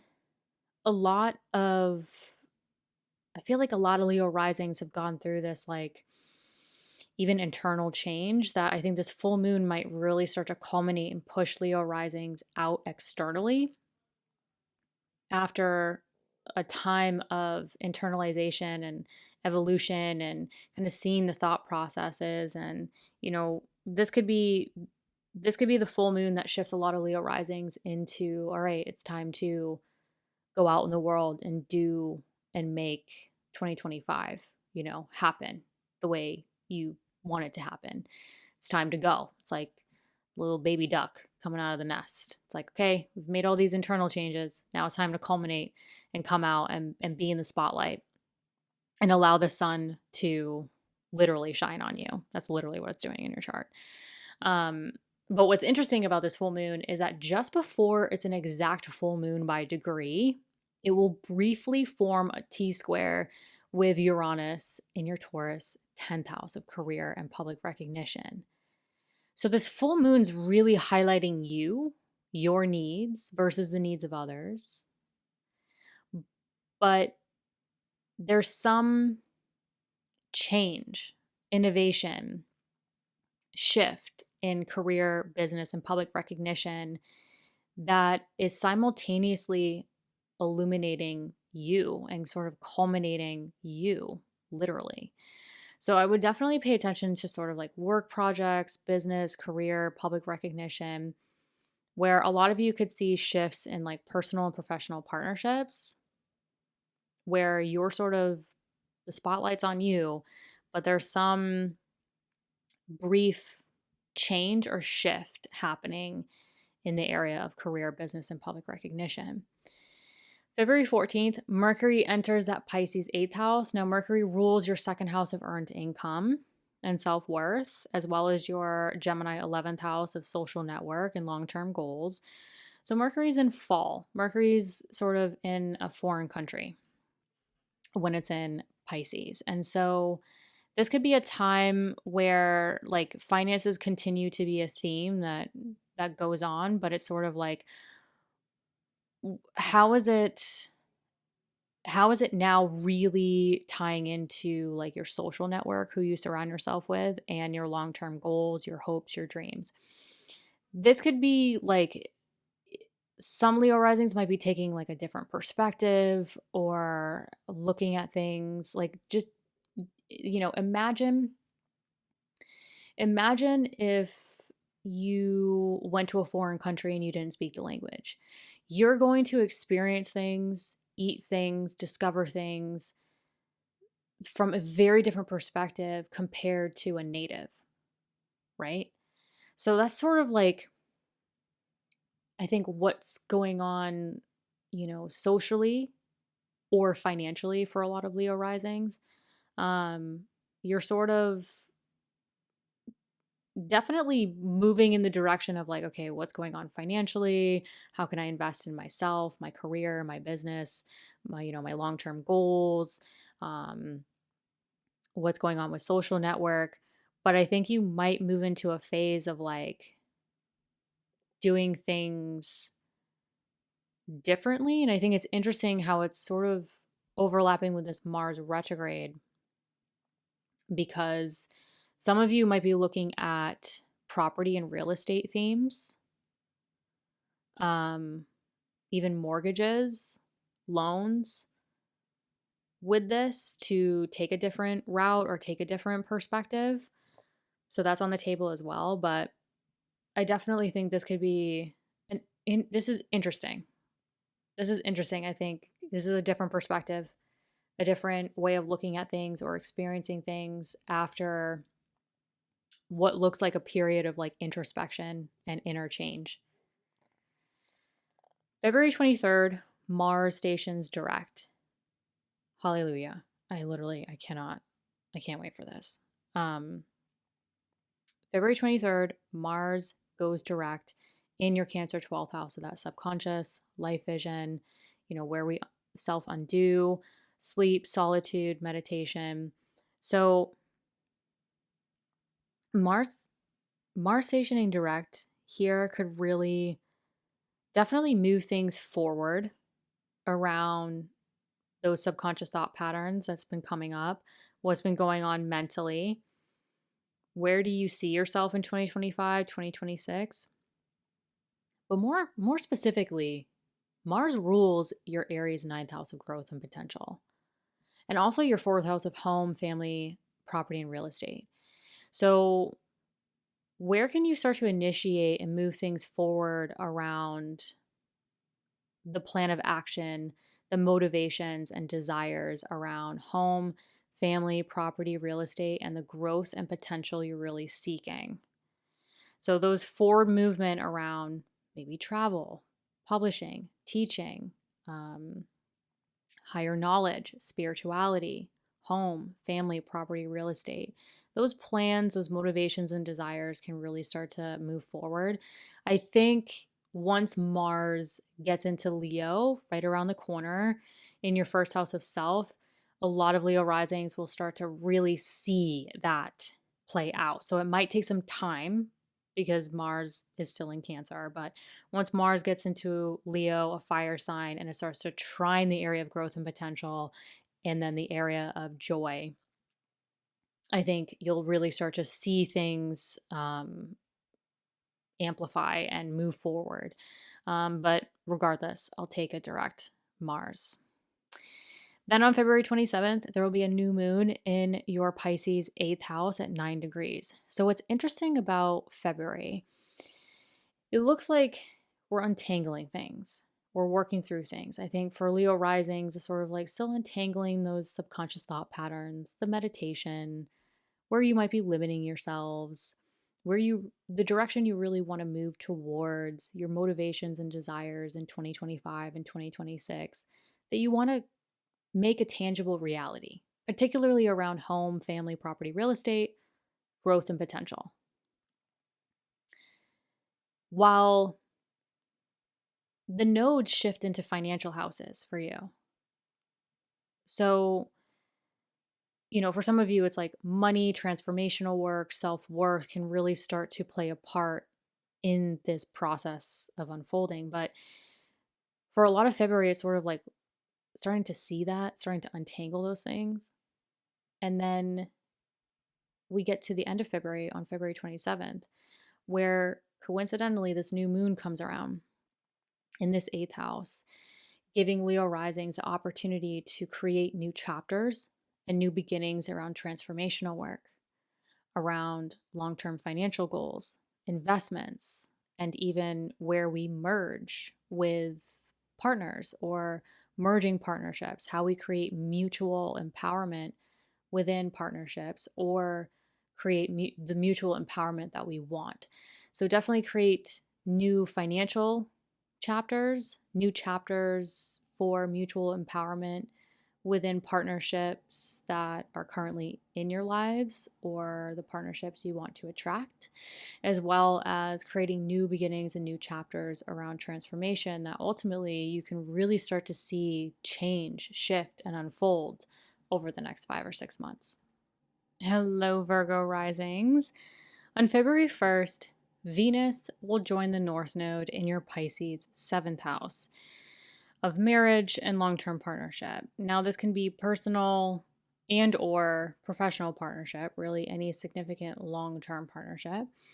But the good news is that Venus is exalted here in your Pisces 7th house. So this is good. Venus is well resourced. Venus is very happy here for the most part. So there could be increasing themes around partnership, marriage, or the desire for partnership or marriage. But more specifically, Venus rules your 2nd house of earned income and self-worth. So there could be financial situations or financial themes playing a part within your personal and professional partnerships. Some of you also might start to amplify sort of your self-worth, your value within personal and professional partnerships. So definitely look out for financial themes or self-worth, value, themes sort of playing a part within partnerships. But Venus also rules your Taurus 9th house of growth and potential.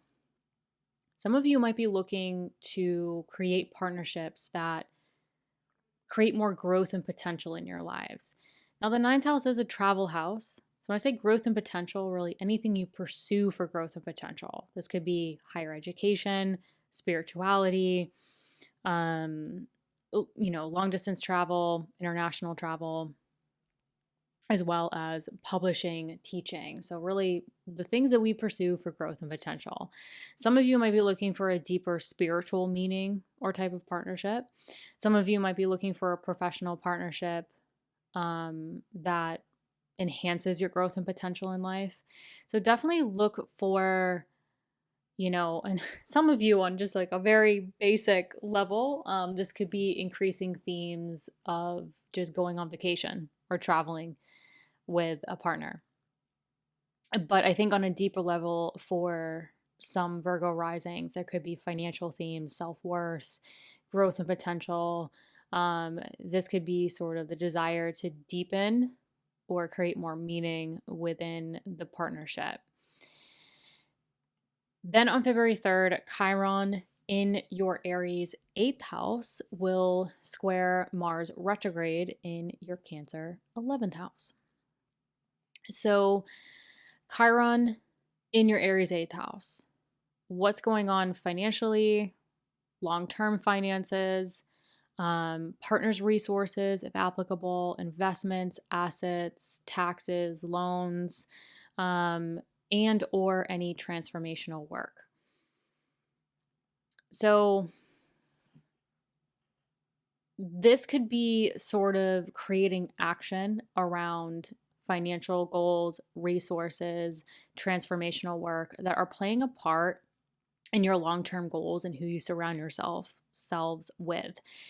So I think a lot of Virgo risings could be looking at maybe partnership, partners' resources, or, what are your own individual investments, assets, transformational work that you're working on that is somehow having you take action or create change to who you surround yourselves with and those long-term goals. Now, February 7th, Neptune will be conjunct the North Node in your Pisces 7th house of marriage and long-term partnership. This, honestly, I think is just part of a larger cycle that really kicked into gear around 2016. So if you think back to partnership themes that started to play out in 2016, like where have you come full circle? Where can you look back on 2016 and see how much you've changed your needs, your identity, how you show up within partnership, marriage, etc., in a way where now you can move into a new chapter, right? We're talking about North Node. So, amplifying and creating new stories and new ways of moving forward in the area of partnership. On February 12th, there will be a full moon in your, back up, excuse me. So again, February 7th, Neptune conjunct the North Node, part of a larger cycle. Again, on February 7th, Mars retrograde will start to apply to a trine with Saturn in the area of partnership. So let me break this down. Mars retrograde in your 11th house of friends, groups, communities, and long-term goals will trine Saturn or apply to a trine with Saturn in your 7th house of partnerships. So what are you reviewing and revising around who you surround yourself with, your long-term goals, your communication, sort of what's going on financially, maybe some transformational work that's having you construct or like create more flow and happening to construct within your partnerships. So it looks like this Mars retrograde Saturn trine is like things are happening and flowing between goals, social network, and partnerships, but in a way where you're sort of taking a new approach or reconstructing based off of this lengthy revisionary period around your goals, who you surround yourselves with, communication, long-term financial goals, how do you create mutual empowerment. So this could be a point in the Mars retrograde cycle where maybe you are moving into a new chapter or you want to take a new direction within your partnerships or marriage. But this part is where it's like, okay, based off of what I've changed, reviewed, revised around core motivations and core desires, now I can start to reconstruct or construct this within the area of partnership or the desired partnership.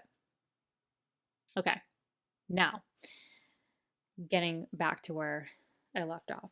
February 12th, there is a full moon in your Leo 12th house of the subconscious at 24 degrees. So the 12th house, subconscious, dreams, meditation, solitude.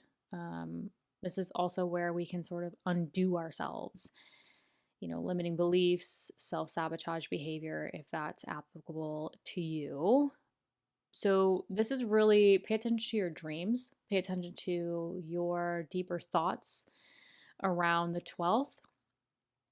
This full moon could really be illuminating this area. On just a general day-to-day level, some of you might have a harder time sleeping. Full moons in the 12th can sometimes, you know, wake you up in the middle of the night. But pay attention to sort of your thoughts that come up, your dreams, what kind of messages are within these things. And what's interesting about this full moon is that just before it's an exact full moon, it will briefly form a T square with Uranus in your Taurus ninth house. Again, growth and potential, things we pursue for growth and potential. So something could be deeply illuminated around your thoughts, your beliefs, your dreams, how you and this could honestly be a good time for a lot of Virgo risings to have some time alone, like seek solitude, where some sudden shift or change could occur around how you seek growth and potential. So either you could sleep on it, you could take some time alone, you could suddenly have a dream, you could pay attention to your thought patterns, or some of you might see the next step or the action needed towards the growth and potential you're seeking around this time. So this one could be really, really interesting. It could sneak up on some of you where you suddenly get that insight, that shift, that innovation, but it might require like you to sleep on it or take some time alone or really like pay attention to your thoughts where you can go, oh, like that aha moment. And like now I see the next step. Then on February 14th, Mercury enters your Pisces 7th house. I'd pay attention to sort of communication within your partnerships, personal and professional. Mercury is your ruling planet. It rules you, your body, yourself, and it's in fall. So it's sort of like your ruling planet is in a foreign country and doesn't speak the language. So it's going to need to find different ways of communicating within partnership. Now, Mercury also rules your Gemini 10th house of career. So this could be more professional partnerships. So I would definitely, pay attention to communication, emails, making sure people, professional partnerships, people at work, the projects you're working on, whatever it may be, you're sort of like double checking, making sure people are receiving what you actually want to communicate. But this could also just create opportunities to gain different perspectives, different ways of looking at things. So, people think, oh my God, a planet in fall. It's like in a planet, it's a planet's in a foreign country and doesn't speak the language. But it could also be an opportunity because if you're in a foreign country and you don't speak the language, you will have different perspectives, different paths taken, different ways of doing things. Maybe you try things that like a native wouldn't because it's there or taken for granted. So you can find different ways of doing things or existing or communicating within partnership that might play a part in sort of shifting, because Mercury is your ruling planet, shifting the way like you see yourselves or shifting the way like you show up. So it could be honestly a very interesting time for Virgo risings and like how it culminates within personal and professional partnerships. Now, February 23rd is a big day because Mars finally stations direct. Hallelujah. Especially if you have Mars direct in your natal chart. This will probably feel a lot better for you. So Mars is stationing direct in your Cancer 11th house of friends, groups, communities, and long-term goals. So a lot of you could see direct forward movement around like the plans, the motivations, the desires around your social network, your hopes, your aspirations, your goals, specifically around,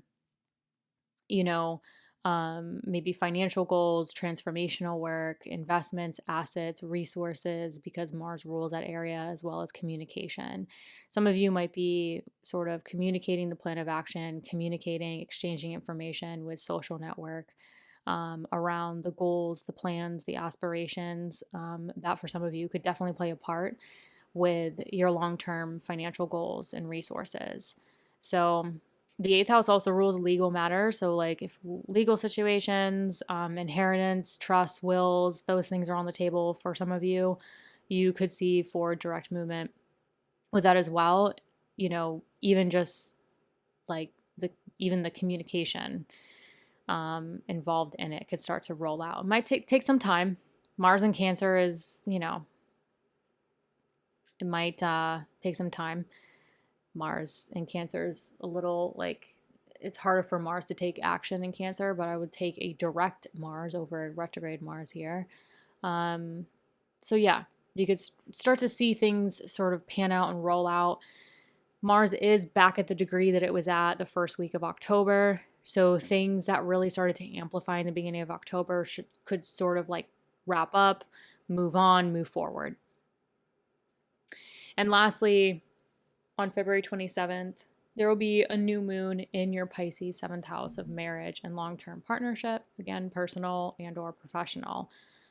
So February is interesting because it seems like a lot of us collectively, like we're untangling these things. And I think for Virgo risings, there could be some, you know, career, definitely partnership coming into play or amplifying, maybe, you know, some financial stuff, wrapping up after the past couple years, or financial themes, shifting goals, dreams, aspirations, thing like those areas seem to be kind of on the table for untangling. Sort of like where do you really want things to go in 2025 and 2026? Like what is your plan, especially with, you know, yourself and partnership? But what changes are you making with career, for some of you, even home, family, property, and real estate, to sort of initiate these areas? So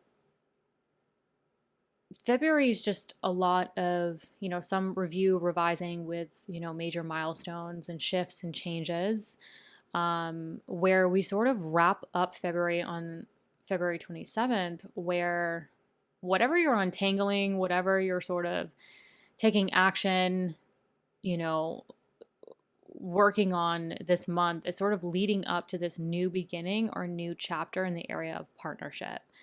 So either new partnerships, new ways of pursuing partnership, existing within partnership, after you've sort of made some changes around your motivations, desires, goals, dreams, hopes, aspirations, maybe finances for some. And, you know, ending the month where you get to plant new seeds, create new chapters around marriage, personal and professional partnerships that could really unfold over the next 5 or 6 months. But again, I have to say it because these are angular houses for Virgo risings. The eclipses will be happening here next month, so stay tuned for that. So be very clear on your intention, your, you know, the seeds that you're planting in the area of partnership or the desire for the partnership, whether it's personal or professional, because eclipses are going to come here starting next month and create the shifts and necessary changes. So get clear on the vision, get clear on the seeds you want to plant, so that when the shifts and change happen, it really sort of, you know, you hold firm in that vision and you direct yourselves in the direction you want in 2025 and even 2026. Hello, Libra risings. On February 1st, Venus will join the North Node at 28 degrees in your Pisces 6th house of daily work, health, and routines. Now, Venus is your ruling planet. It rules the self, your body, appearance, identity. It also rules your Taurus 8th house, so other people's resources, transformational work. So I think as you move into February, some amplifying themes could really really involve like your health, your well-being, your routines, investing in your health, investing in your appearance, investing in your work, and just, finding the investing in your routines to create better work, better health, better vitality. Now, Venus will move forward and eventually go retrograde, rejoining this place. So definitely pay attention to what themes amplify around the 1st of February. You could revisit these. You could revise sort of the health, the work, the routines, how you want to show up, your body appearance, investing in yourself, resources, transformational work. You could have some time to sort of review and revise those areas as we get into March. Now, February 3rd, Chiron in your Aries 7th house of marriage and long-term partnerships will square Mars retrograde in your Cancer 10th house of career and public recognition. So there could be sort of, financial themes, work themes, as well as personal and professional partnership themes that have been sort of playing out, reviewed, revised, I cannot talk, excuse me. Reviewed, revised, in terms of sort of like your core motivations, your desires. What are you trying to sort out financially, career-wise, within partnership? Maybe a plan of action that's coming into play regarding sort of your career, your public recognition, that now is having you or creating an opportunity to create change or action around sort of, your self-expression, your identity within partnership and within career. So, work, finances, personal, professional partnerships could start to come into play, that where you reach a point where maybe you're taking action and initiating change around sort of career, time with partnerships, seeking partnerships, whether it's personal or professional. Now, February 7th, Neptune will join the North Node in your Pisces 6th house of daily work, health, and routines. So some of you, this might be playing out in a cycle. So Neptune was conjunct the South Node here back in, I believe it was 2016. So things that were coming into play in 2016 around maybe work, health, routines, that are now sort of coming full circle or coming back around in a different way, where maybe some of you are looking to move into a new chapter regarding work, health, and routines. It's been quite a journey with Saturn going through here. So some of you might be like really dedicated to, moving into this new chapter around your work, health, and routines. Some of you might be really focused on new side work, new goals with health. So again, it depends on your personal chart, it depends on specifically what's going on with you, but pay attention to those themes, how things have played out, where you're gaining a different perspective, you're looking to move into a new chapter in any of these areas or all of these areas. Additionally, on February 7th, Mars retrograde in your Cancer 10th house of career and public recognition is going to be applying to a trine with Saturn and Pisces. So whatever's going on with health, work, and routines could be creating like maybe not the most like rosy, butterflies and flowers sort of situation, but it could be whatever you're really focused on around your work, health, and routines could be creating a lot of construction towards the plan of action involving career, business, public recognition, sort of where you want to shine, where you want your light, where you want your life to move towards. So there can definitely be sort of this moment where maybe you start to see how your wealth is in your health, where, having your health, focusing on that, your vitality, structured routines, daily work routines is creating, this construction towards the plan of action, the desires, the motivations around career, business, and public recognition. On February 12th, there will be a full moon in your Leo 11th house of friends, groups, communities, and long-term goals at 24 degrees. So something could be culminating around your social network, your dreams, your hopes, your aspirations. Now, what's interesting about this full moon is that just before it goes exact by degree, it will briefly form a T-square with Uranus in your Taurus 8th house. So what is culminating around your goals, your dreams, your aspirations? What's going on with friends, groups, communities? That it could be creating like a sudden shift or innovation to your transformational work, your resources. So something could be culminating around a goal that's having you take action or change around a financial situation or investments or resources, including a partner's resources, if that's applicable to you. Then on February 14th, Mercury enters your Pisces 6th house of health, work, and routines. Now, Mercury rules your 9th house of growth and potential, as well as your 12th house of the subconscious. So what's interesting about this is whatever's going on with work, health, and routines, you could be taking a different perspective around the growth and potential you're seeking, or this honestly looks like some of you might be taking a different approach to rest, solitude, your subconscious thought patterns, maybe where you limit yourself, where you self-sabotage yourselves. Some of you might be seeking like growth, potential, knowledge, spirituality to aid you in your quest for vitality, health, work, routine type themes. On February 23rd, Mars finally stations direct in your Cancer 10th house of career and public recognition.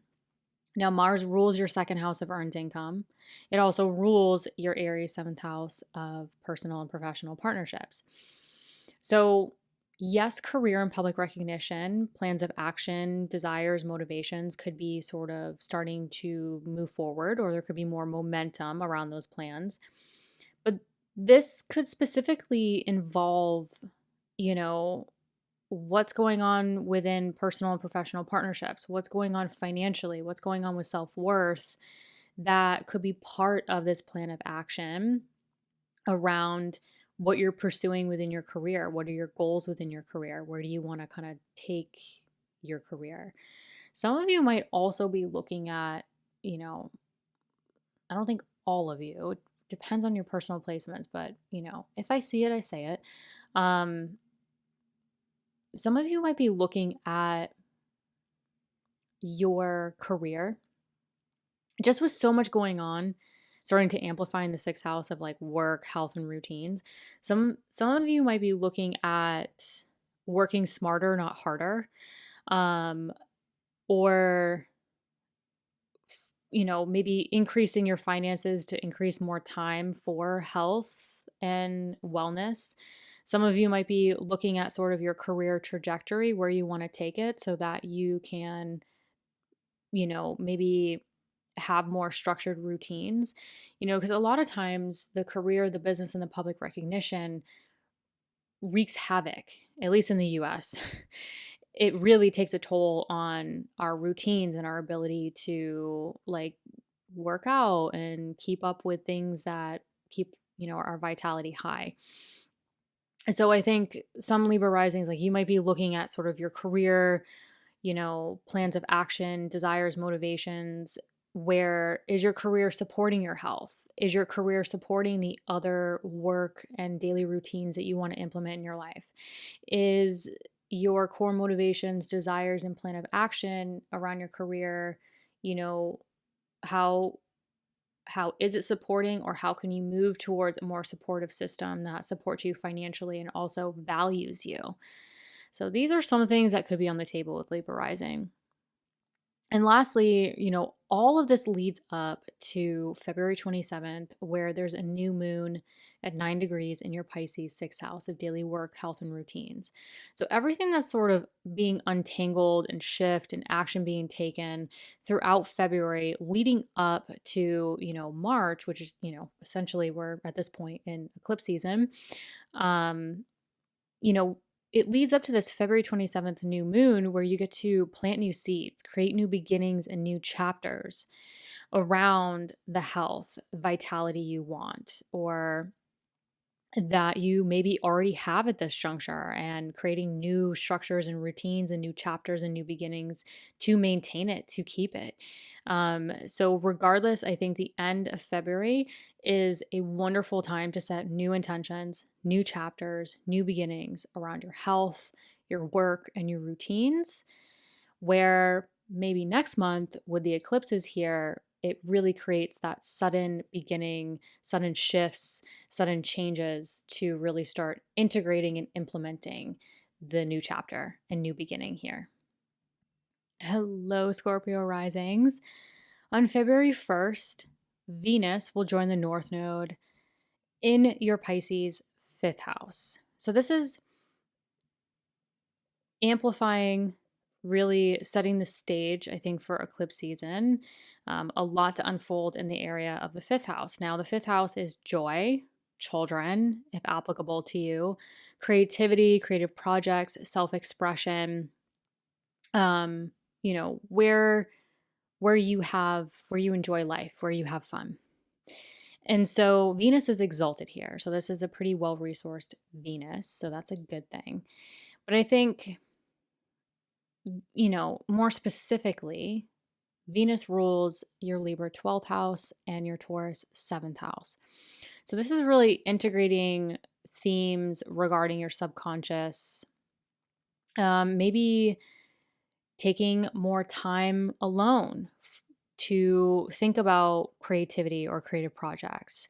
But Venus also rules the 7th house. So this one's very interesting because it seems like partnership, whether it's personal or professional, is sort of meeting in this house of joy, fun, creativity, self-expression, romance, children, if applicable.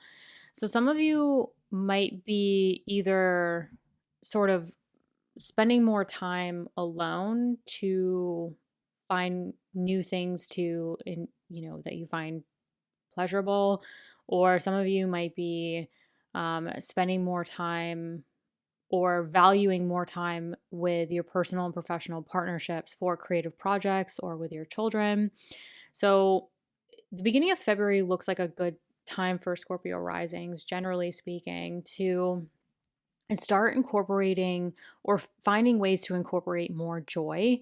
You know, themes of children, whether you have children, you want children, within your partnerships, maybe taking time alone to kind of sort or think about the area of what is really bringing you joy, especially, zooming out.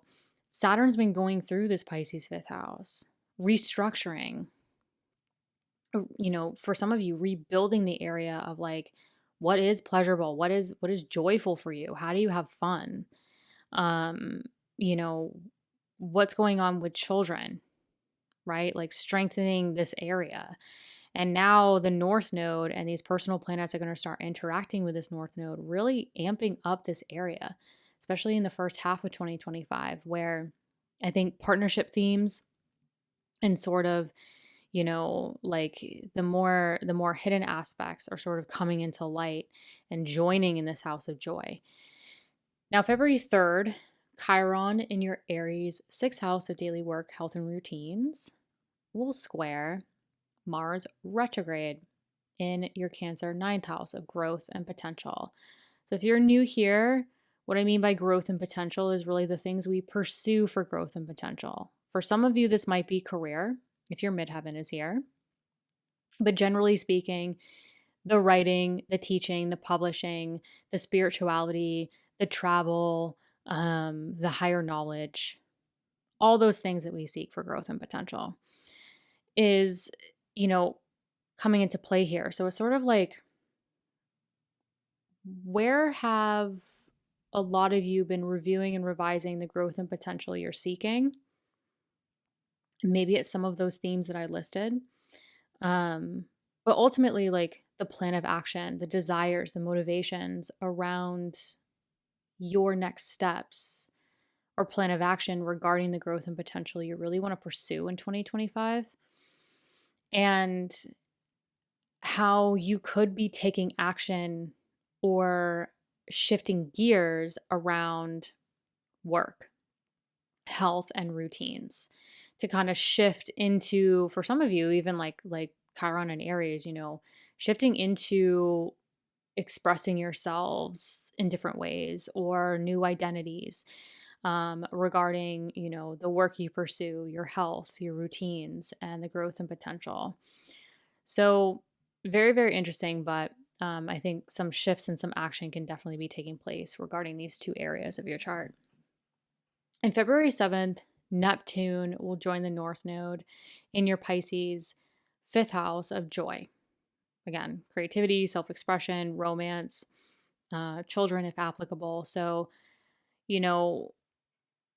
things that maybe came up or started to come into view for you specifically around 2016, that's now having this like full circle moment where, maybe it was children, maybe it was dating, romance, creativity, self-expression, that now you have a different perspective. You've kind of like, the nodes have gone full circle, and now maybe there's this new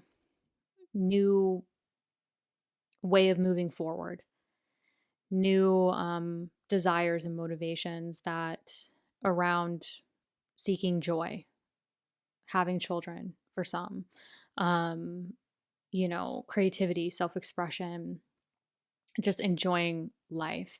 So, I think February for a lot of Scorpio risings is sort of like when things start to trickle in and start to shift perspectives and gears into like, okay, what has, like, Saturn has changed so much in the area of romance, children, dating, creativity, self-expression for some time.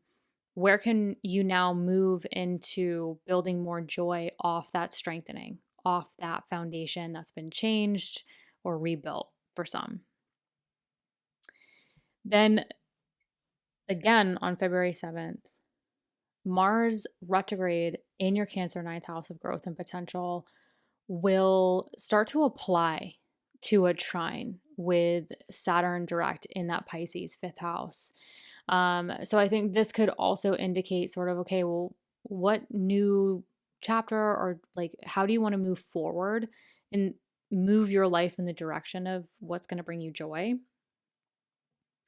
And, Mars and Saturn, we're talking about the two malefics. So, this isn't like rainbows and butterflies.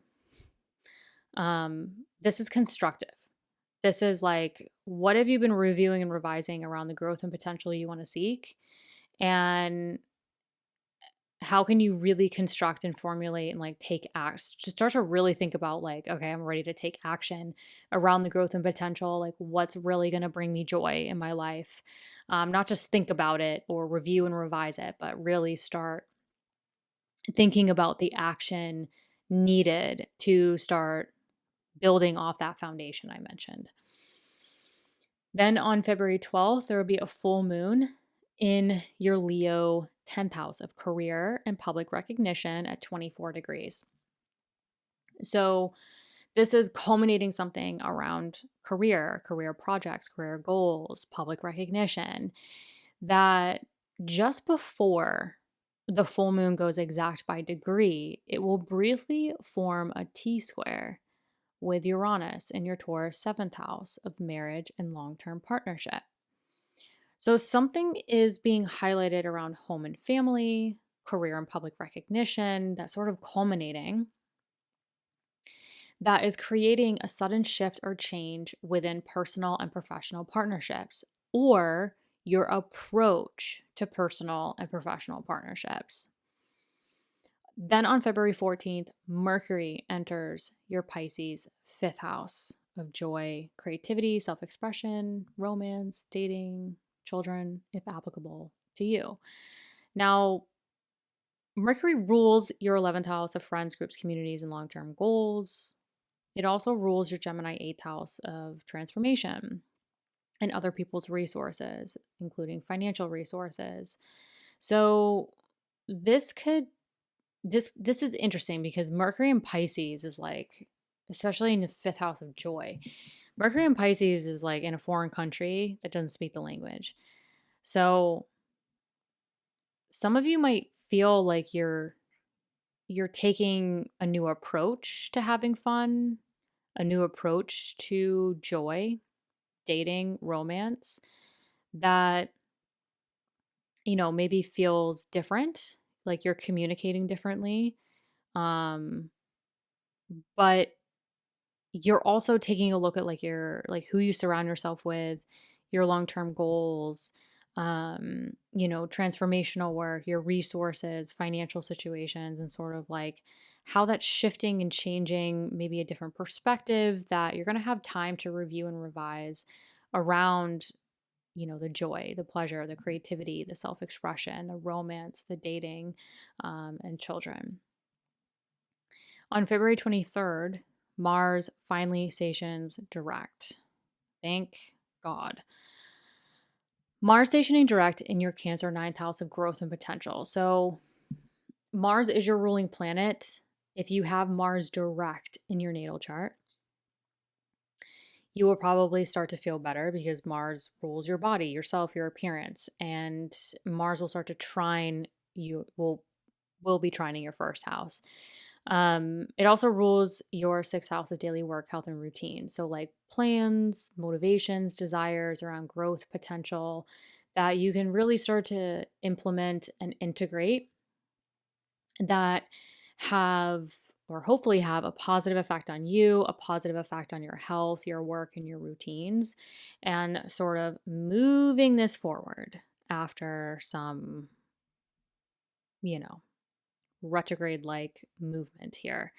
So, this could be bringing you back to sort of things that amplified or started to trickle in the first week of October and sort of wrapping them up, having direct movement, and sort of moving on from, those situations. But I think a lot of Scorpio risings, this could be a time, the time in 2025 where you can really start to implement like the things you've been untangling or wanted to figure out to sort of like make a tangible reality, like manifest in 2025 and 2026 around growth and potential. And even for some of you, like career and public recognition that have a positive effect on yourself, your health, your work, and your routines. And lastly, all of this really builds up to February 27th, where you get an opportunity to create a new beginning, a new chapter, and plant new seeds in this Pisces fifth house with this new moon here. So, a new moon in Pisces, sort of ending the month saying, okay, like what's been untangled? What have you figured out? What is now moving forward, or you're really setting up for success? That now you can create new beginnings, new chapters around joy, romance, creativity, self expression in your life. That really, the eclipses are. The eclipses are coming here, starting the following month. So, I definitely, or sorry, the eclipse in Virgo will oppose this Pisces fifth house. So getting clear on those intentions, the beginnings you really want to initiate and culminate that are going to bring you joy and really support your growth and potential, and most importantly, yourself. Hello, Sagittarius risings. On February 1st, Venus will join the North Node in your Pisces fourth house of home, family, property, and real estate. So, definitely amplifying themes or amplifying those themes around this time. Now, more specifically, Venus rules your Libra 11th house of hopes, dreams, goals, friends, groups, communities, as well as your Taurus sixth house of daily work, health, and routines. So I think this could be an excellent time for a lot of Sagittarius risings to sort of look at the foundation of your life. How is it supporting your long term goals? How is it supporting your health and your work? Maybe some of you are looking at your living situation. Maybe it's a renovation. Maybe it's a new, way of existing within your home. For some of you, maybe a new home. Whatever it may be, this could be an excellent time, especially with Venus being in its place of exaltation, to sort of look at your resources and create, like, strengthen the foundation um, where it's really loving and valuable to you. And it sets you up for success goal wise, work, health, routine wise. Venus will go retrograde and rejoin this North Node here on April 1st. So you'll have time to review and revise sort of what you love and value, what's really going to set you up for success, how your living situation, property, or real estate is really going to help you, like, set you up for success socially, health, the whole thing. Now, February 3rd, Chiron in your Aries fifth house of creativity, self expression, joy, and children, if applicable to you, also romance, will square Mars retrograde in your Cancer eighth house of transformation, other people's resources. So, some of you who have children, you might be looking at a financial situation. You might be looking at resources. Some of you looking at creative projects, self expression, sort of, those fields. You might be looking at a financial situation for that. It just looks like you might be really taking action around, like, an investment, an asset, resources, a partner's resources. Transformational work to sort of support maybe your children, if that's applicable to you, or like your creativity, your self expression, and sort of like things that bring you joy. On February 7th, Neptune will be conjunct the North Node in your Pisces fourth house of home, family, property, and real estate. So some of you might be sort of dissolving something to move into a new chapter regarding home, family, property, and real estate. But this is really part of a larger cycle going on. What was going on with home, family, property, and real estate in 2016, that's kind of gone full circle, that now you can sort of look back and be ready to kind of move forward into a new way of being. And some of you, it might be like a very tangible experience. You might be like literally moving into a new home, or like changing your home, or renovating your new home, sort of like looking back and sort of being like, okay, with the wisdom and the life and the, you know, taking all of that and moving into a new direction.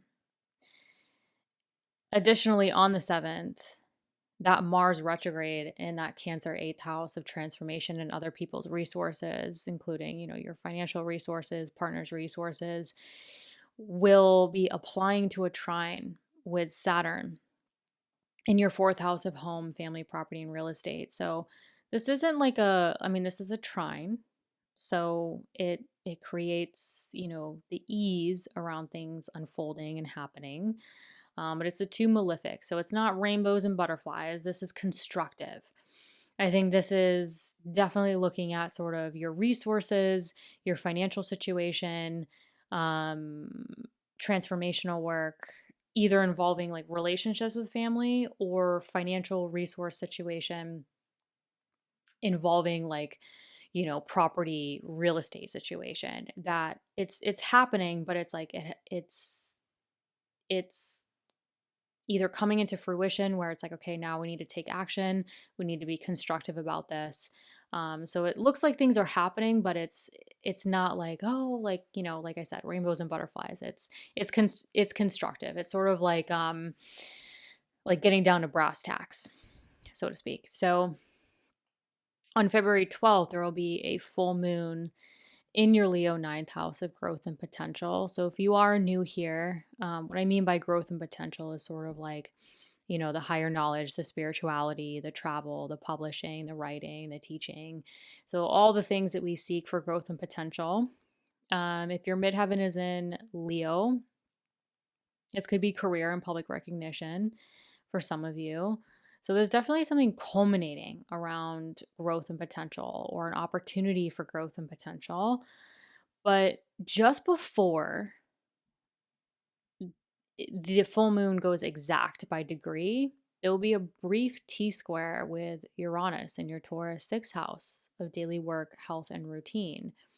So something's culminating around, again, any of those themes I listed or more regarding, what you're pursuing for growth and potential at this point in your life. It could culminate something that creates a sudden shift or change around your work, your health, routines.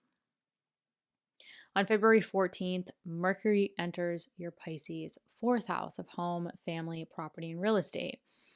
Now, Mercury rules your 10th house of career. It also rules your seventh house of partnership. So, career and partnership could be sort of integrated within whatever's being communicated and happening around the home, family, property, real estate situation. But Mercury is in fall in Pisces. So, Mercury is sort of in a foreign country and doesn't speak the language when it's in Pisces. So, this is an opportunity to create new ways of communicating with family, or integrating work and family, or integrating personal and professional partnerships with family, sort of like creating new ways of communicating, creative ways of communicating, that provides a different perspective. So it's sort of like, you know, if you went to a foreign country and you didn't speak the language, you're probably going to experience that country very different from a native. And that doesn't necessarily mean it's a bad thing. You might try things or end up places that a native would never, you know, go to. So it's just like a different way of exploring the territory. And for you, it's involving home, family, and partnership. So there might be like a new, maybe some of you are integrating like a new way of living within your living situation, or a new partnership with your living situation. Whatever it may be, definitely pay attention to new ways of exploring home, family, property, and real estate with career and personal, professional partnerships.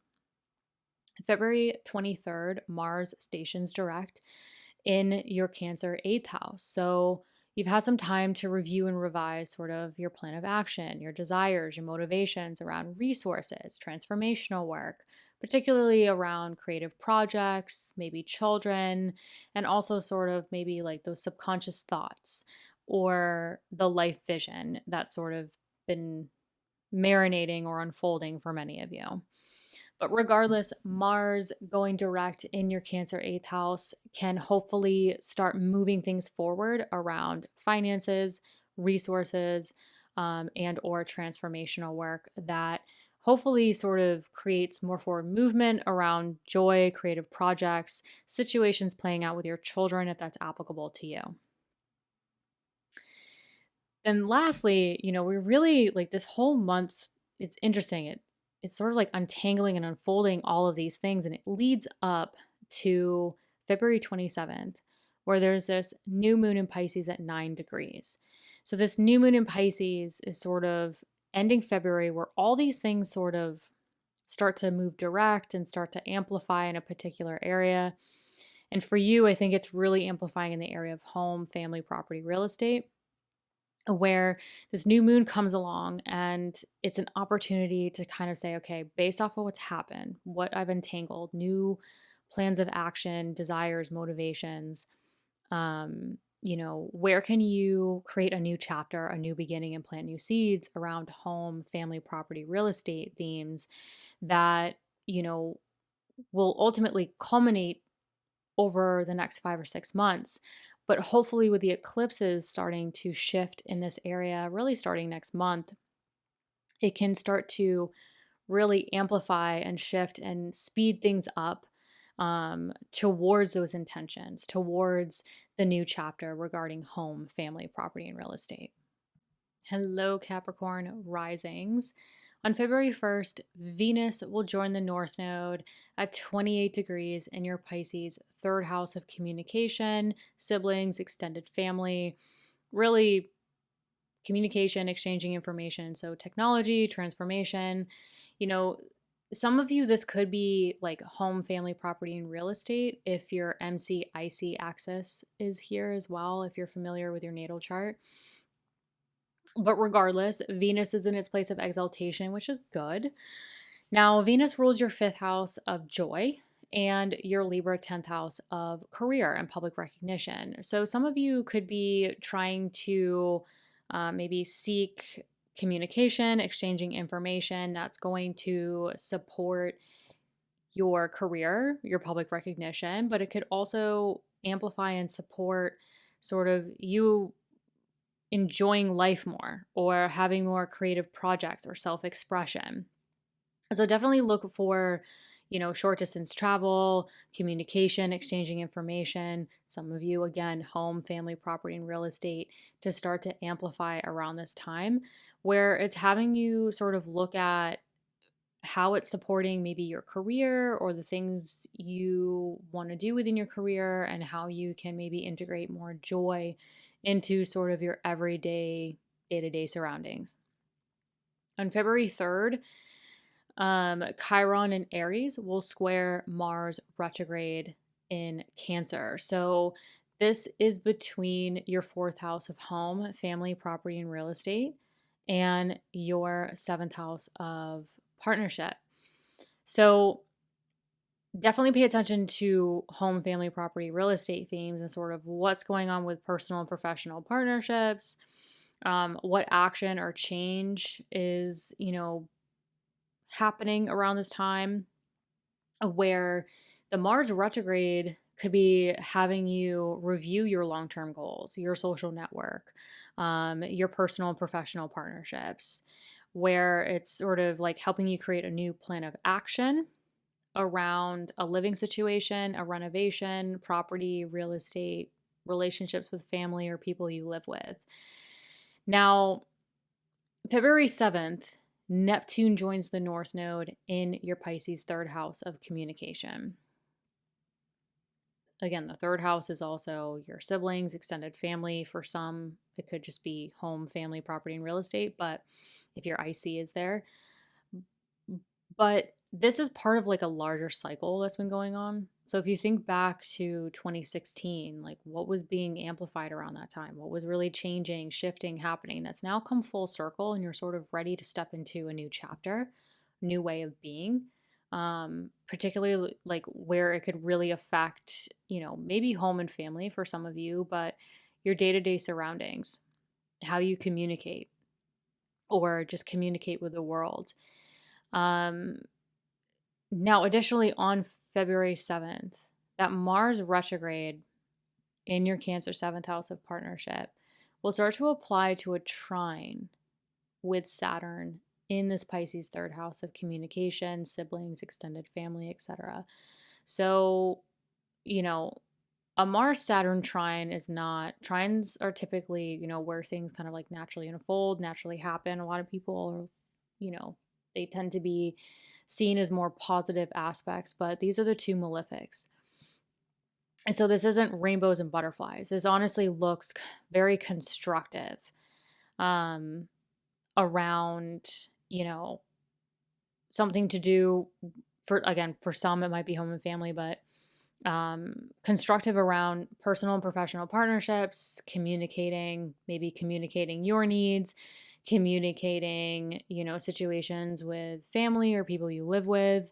It just looks very constructive, but ultimately I think it could help communication. It could help with long-term goals as well, because Mars rules that 11th house.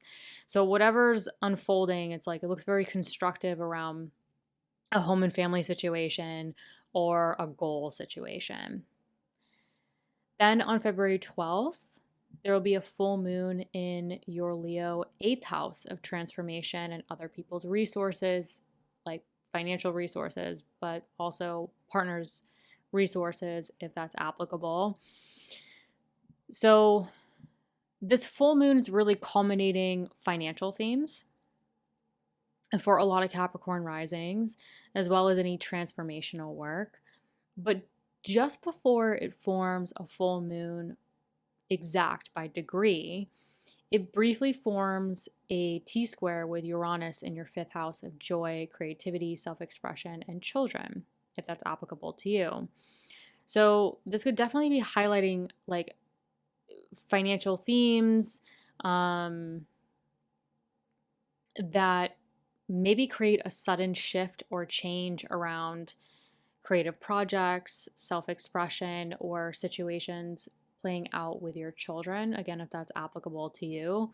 But definitely look for that brief shift or change to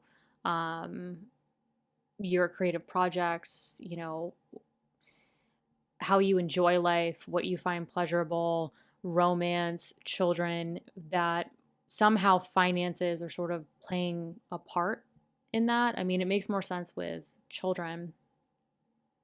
But if you don't have children, this could just be like, you know, financial themes playing a part in, you know, investing in your creative projects, investing in your joy. So very, very interesting. Then on February 14th, Mercury enters your Pisces 3rd house of communication.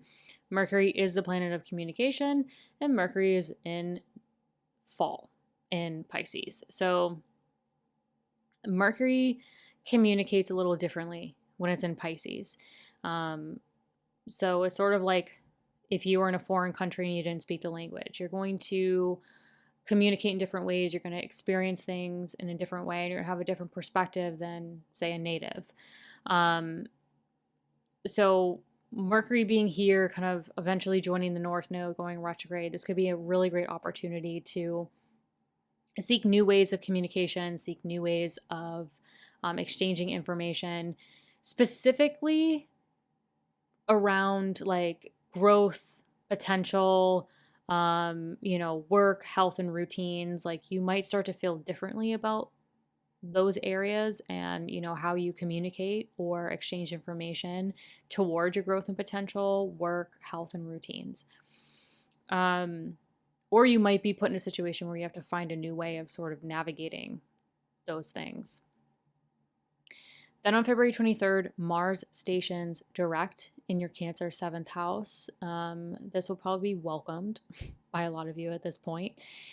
So if Mars is direct in your natal chart, you'll probably start to feel the momentum and the forward movement around maybe plans of action within personal and professional partnerships, maybe the partnership you really desire or want in your life. You could start to see the plan of action start gaining forward momentum, forward movement around desires and motivations. Yes, around, you know, partnership or the desire for partnership, but specifically, you know, where it's impacting home, family, property, real estate, as well as sort of your social network and your long-term goals. And lastly, all of February really leads up to this really interesting new moon in Pisces at 9 degrees in your 3rd house. So sort of like the whole month of February is this really weird sort of like things are starting to move forward. You know, we're starting to get a little bit of, you know, North Node movement.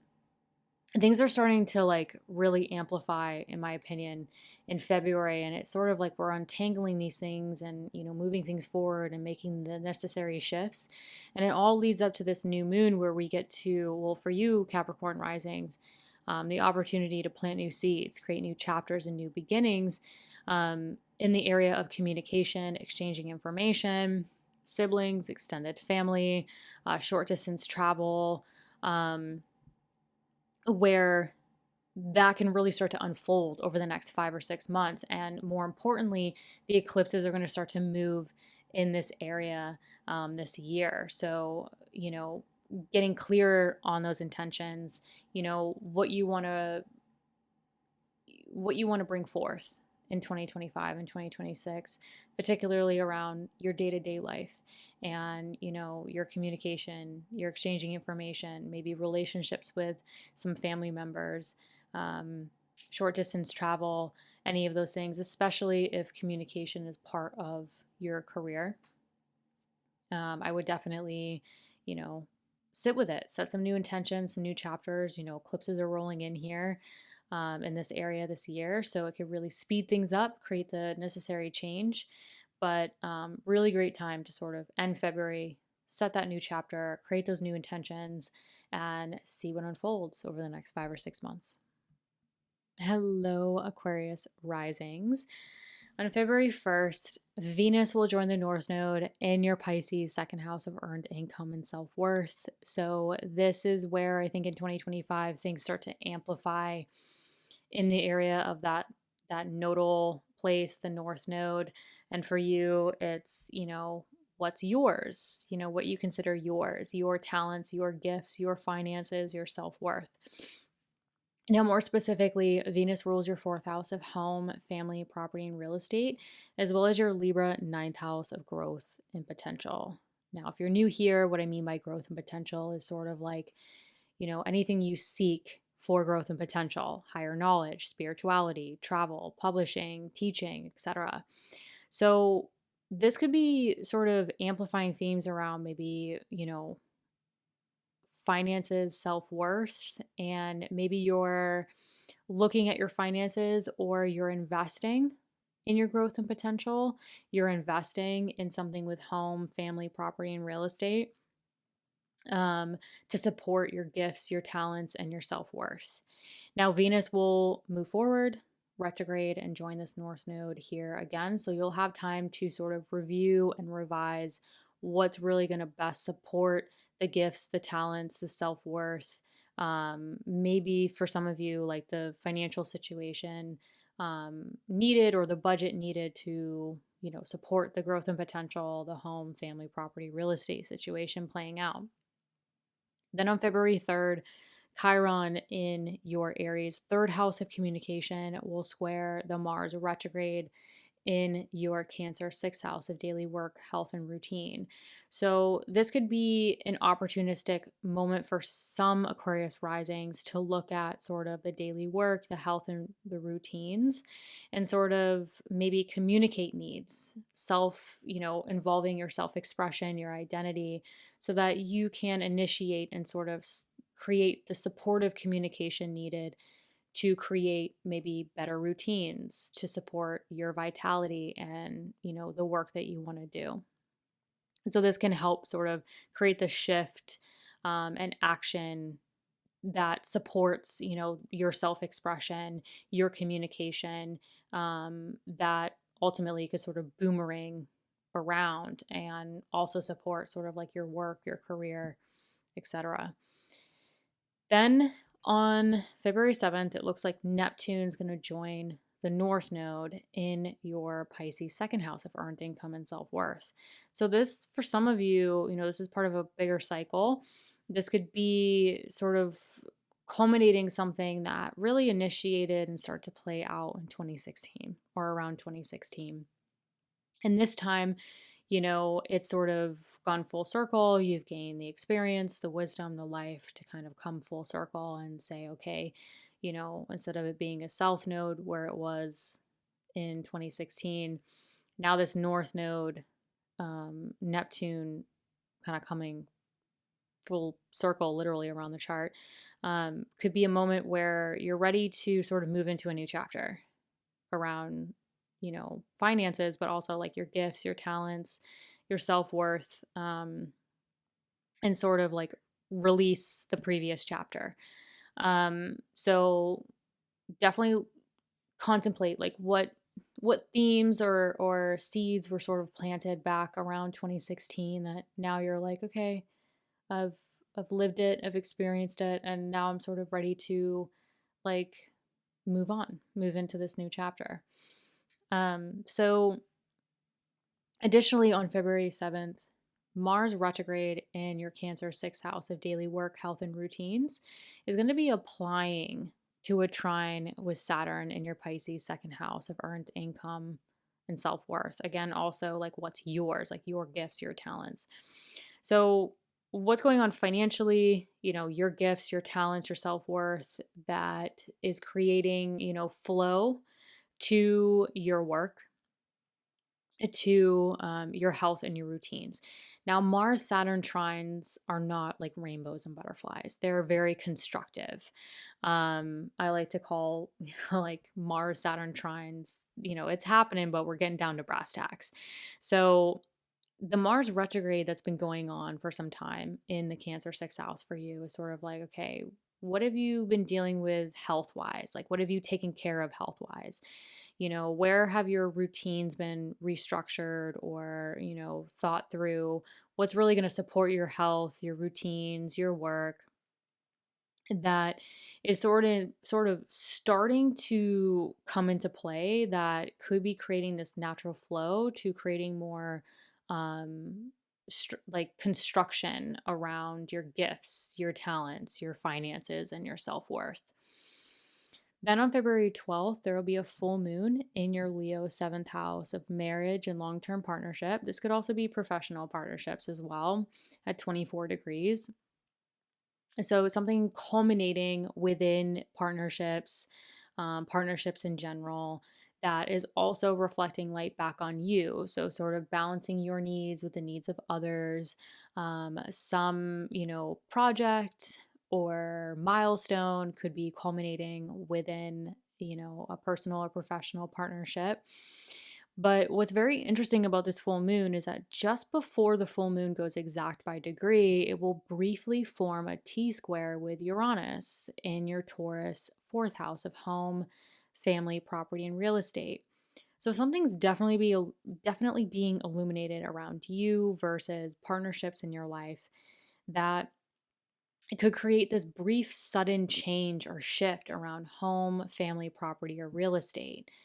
Now, if you have anything around 24 degrees in your Scorpio 10th house, this might be a different story for you, because it's actually creating a brief fixed grand cross. So you'll sort of hold tight, hunker down, less likely to change or shift. But if not, this could definitely create sort of the innovation, the shift, the change needed within the home, family, property, or real estate situation, that could, the action needed to create more balance between your needs versus the needs of others. Then on February 14th, Mercury enters your Pisces second house of earned income and self-worth. Now, Mercury rules your eighth house of transformation and other people's resources, including your partner's resources, as well as your Gemini fifth house of joy, creativity, self-expression, and children, if applicable to you. So some of you might be communicating or sort of like seeing a different perspective around your gifts, your talents, your finances, your self-worth, that's somehow playing into like your resources, your creativity, your joy, and self-expression.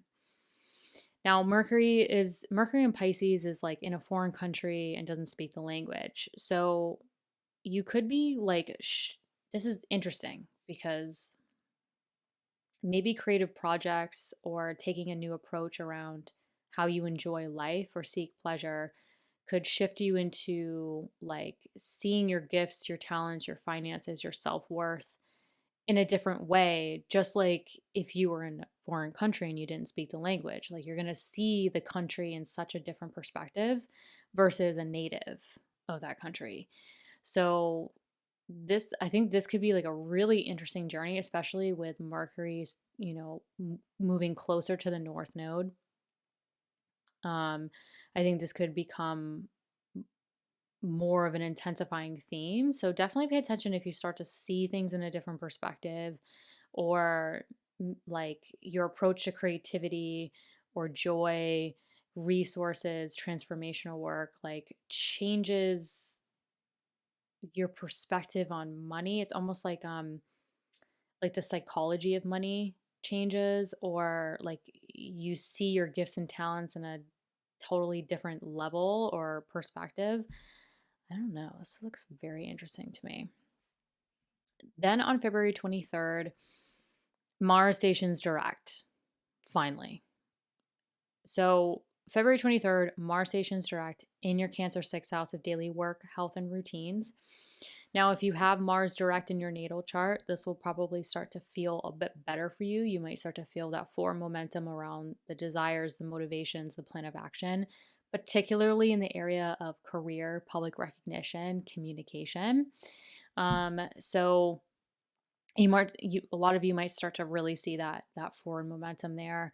And the good news is that, Mars direct, at least by sign, will hopefully create that forward momentum around the plan of action, desires, and motivations. But at least by sign, it will trine the 10th house of career and trine the second house of earned income, gifts, talents, like, your self-worth. So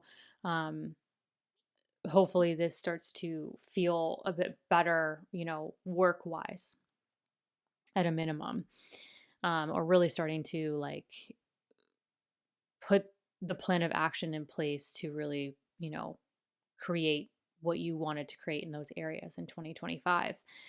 And lastly, really all of February builds up to this new moon in your Pisces second house of earned income and self-worth. Also, what's yours, your gifts, your talents. So it's sort of like we're untangling things. Things are starting to move direct. We're starting to get that north node movement going. And so it's all sort of leading up to, okay, what new beginning, new chapter, planting new seeds regarding what's yours, your gifts, your talents, your earned income, your self-worth. So this is a really great time, I think, for Aquarius risings to set new budgets, new ways of looking at money, your self-worth, your gifts and talents that could really, especially with the eclipses moving into this area this year and even into next year, really create the change and the beginning to sort of initiate in this area over 2025 and 2026. So excellent time to start setting the stage, planting the seeds, creating that new chapter around, your gifts, your talents, your finances, your budgets, your self-worth, that I think could really start to amplify and create a new way of being, a new, even for some, like a new life. The North Node is moving through here. So really amplifying this area over 2025 and 2026. So definitely a good time to do that.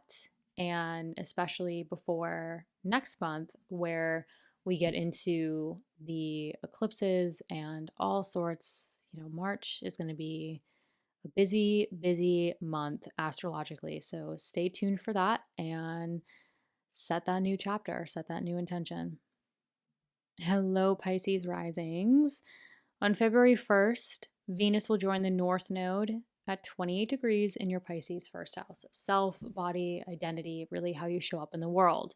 Now, the good news with this is that Venus is exalted in your Pisces first house. So that's great. Venus is quite happy here. And, it's really starting to potentially intensify the themes of like, what is really serving you? What is really going to serve your identity, the direction you want to take? Now, more specifically, Venus rules your third house of communication, exchanging information, really like your immediate day-to-day environment, even for some, including family. But Venus also rules the eighth house of transformation, other people's resources, financial resources, including a partner's resources. So there could be sort of resources, communication, exchanging information that could maybe be supporting you. Maybe like even certain family, certain, people in your day-to-day environment, or transformational work, like supporting you, supporting your body, supporting you showing up in the world. And just keep in mind, I would pay attention to what is amplifying around this time, because Venus is going to move forward retrograde and rejoin the North Node here. So it's sort of like the beginning of a story that's going to play out over some time.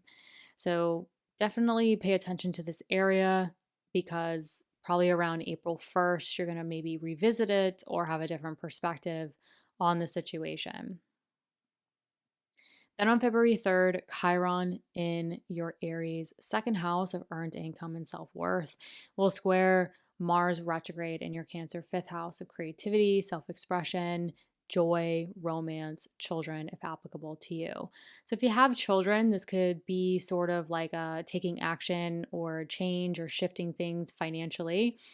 But you could, if you're creative, if you're working on creativity, creative projects, self expression, this could definitely initiate a shift or action around, you know, shifting things where you're stepping into more of the identity and the self expression you want to obtain.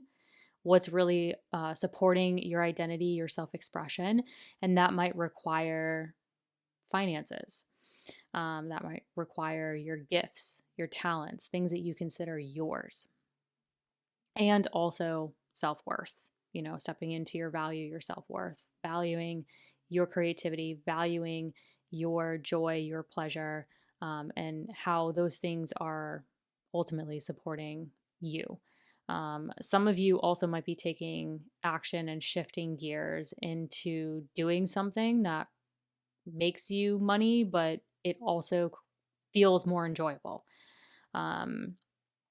So some of you might be looking at sort of like how whatever brings you joy could also bring you money, earned income, literally, and taking action around that and kind of stepping into that identity or self expression. So lots of things on the table here, but ultimately it looks like it's part of this like Mars retrograde plan that's sort of having you reevaluate and change your plan of action, your desires, your motivations around the growth and potential you really want in your life, and like how your finances are going along with that. So, like, what growth and potential are you like desiring or seeking that's also playing a part in how you could maybe even increase or create more action around your finances and your self worth. Then on February 7th, Neptune joins the North Node in Pisces at 28 degrees. Honestly, I think this is part of like a bigger cycle that really started in 2016. So if you think back to 2016, things could be coming full circle. Things could be kind of like coming full circle around to kind of like close out. A lot of Pisces risings could be really shifting into like a new way of being, a new chapter after maybe like initiating things in 2016 and things are sort of culminating and closing out. You're ready to sort of move on into a new chapter where, it's yeah, it's definitely playing a part in sort of like, because Neptune dissolves things and Saturn's been in your first house testing you, maybe creating a lot of challenges to sort of like strengthen yourself, strengthen your body, strengthen your vessel. And, the North Node Neptune situation here, I think, could say, okay, based off of all these changes and all the changes that are probably going to occur for a lot of Pisces risings this year and even into next year where the eclipse is happening here. It's sort of like Neptune North Node is like, okay, closing out this cycle. We're going to move. We're moving a lot of Pisces risings, I think, into like a new way of being, a new life. Additionally, on February 7th, Mars retrograde in your Cancer fifth house of creativity, self-expression, joy, romance, and children, if applicable to you, will be applying to a trine with Saturn in your Pisces first house of self. So the Saturn Mars trine is not rainbows and butterflies. These are the two malefics. So It is a trine though, and trines sort of help initiate and create the flow and action needed. So the way I see this is there's some sort of construction. This is constructive. So whatever sort of plan of action you have been reviewing and revising around your growth and potential, your children, your creativity, your self-expression, your finances, there's it's sort of like it's not quite direct, but the trine is sort of like something's happening or there's like a shift in that Mars retrograde transit that's creating this like very constructive moment for you personally. So, whatever is shifting, changing, like Mars is starting to slow down at this point, gearing up to go direct. And it's been retrograde for some time. So, a lot of you have been reviewing and revising your finances, your gifts, your talents, your growth, your potential. And I think at this juncture, like before Mars is about to go direct, the trine to Saturn is like, okay, how can we reconstruct you, like how you want to show up in the world? Um, so definitely look out for that as sort of like that Neptune North Node conjunction in the first house of self could be sort of pushing some of you into like a new way of being, a new chapter where it's sort of closing out everything that's played out since 2016. On February 12th, there's going to be a full moon in your Leo sixth house of daily work, health, routines. So something's culminating around your work, your health, your routines. That, it's illuminating that, it's culminating that. But what's interesting about this full moon is that before this full moon goes exact by degree, it's going to form a brief T square with Uranus in your Taurus third house of communication, extended family, short distance travel. If you work in communication fields, especially with the sixth house of work being highlighted here, I would pay attention to this. But the third house is like your immediate day-to-day life. So if you work in communication fields, transportation, technology, I would definitely pay close attention to this full moon. But really just, what is culminating around work, health, and routines that can create a brief, sudden shift in your day-to-day environment, your, communication or work with communication. Some of you who have your IC here, like it could be home, family, property, and real estate as well. Regardless, there could be some sudden shift in your immediate day-to-day environment where something's culminating around work, health, and routines that's playing a part in it. So kind of weird. It kind of looks weird. But it's brief, it's quick. The moon moves quickly. So, if I see it, I say it. But for some of you, depending on your natal placements, you might have mitigating factors. Now, on February 14th, Mercury enters your Pisces first house of self, body, appearance, and identity. So, Mercury rules your Gemini fourth house of home, family, property, and real estate. It also rules your seventh house of personal and professional partnership, including marriage. So, this looks interesting because it looks like Pisces risings are going to have like a different perspective on partnerships, a different perspective on home, family, property, real estate. Maybe there's a different way of looking at it. There's a different way of existing within those areas. You have to remember that Mercury in Pisces is in fall. So this is sort of like if you were in a foreign country and you didn't speak the language. And it's not necessarily a bad thing. If you think about it, a planet in fall is going to have a different experience. Like if you went to a foreign country and you didn't speak the language, you're probably going to have a very different experience from a native. You're probably going to go down different paths, meet different people, explore different things, take a different approach, see things from a totally different perspective. So some Pisces risings, especially with the North Node, really amplifying themes of like what's really serving you, what's really supporting you. You might start to move into a phase. Again, you'll have time to review and revise this. Mercury will rejoin the North Node after a retrograde movement. But for now, you might have time to sort of reflect on different ways of looking at partnerships, home, family, existing within those things, but ultimately how taking a different approach or taking a different perspective could support you. So, some Pisces risings I know are already starting to kind of feel this. Like they're starting to, especially with Saturn moving here, they're starting to choose them. They're starting to choose what they want to do, what's really supporting them. And in some weird way, it's supporting the people around them, even if it ruffles some feathers along the way. So I'm seeing these themes kind of trickle in with the Pisces risings in my personal life already.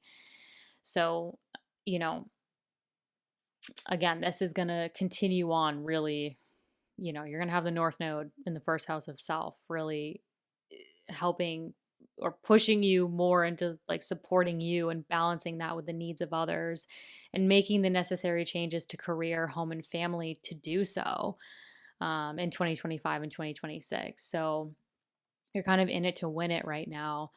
And on February 23rd, Mars stations direct in your Cancer fifth house of creativity, self expression, joy, romance, children.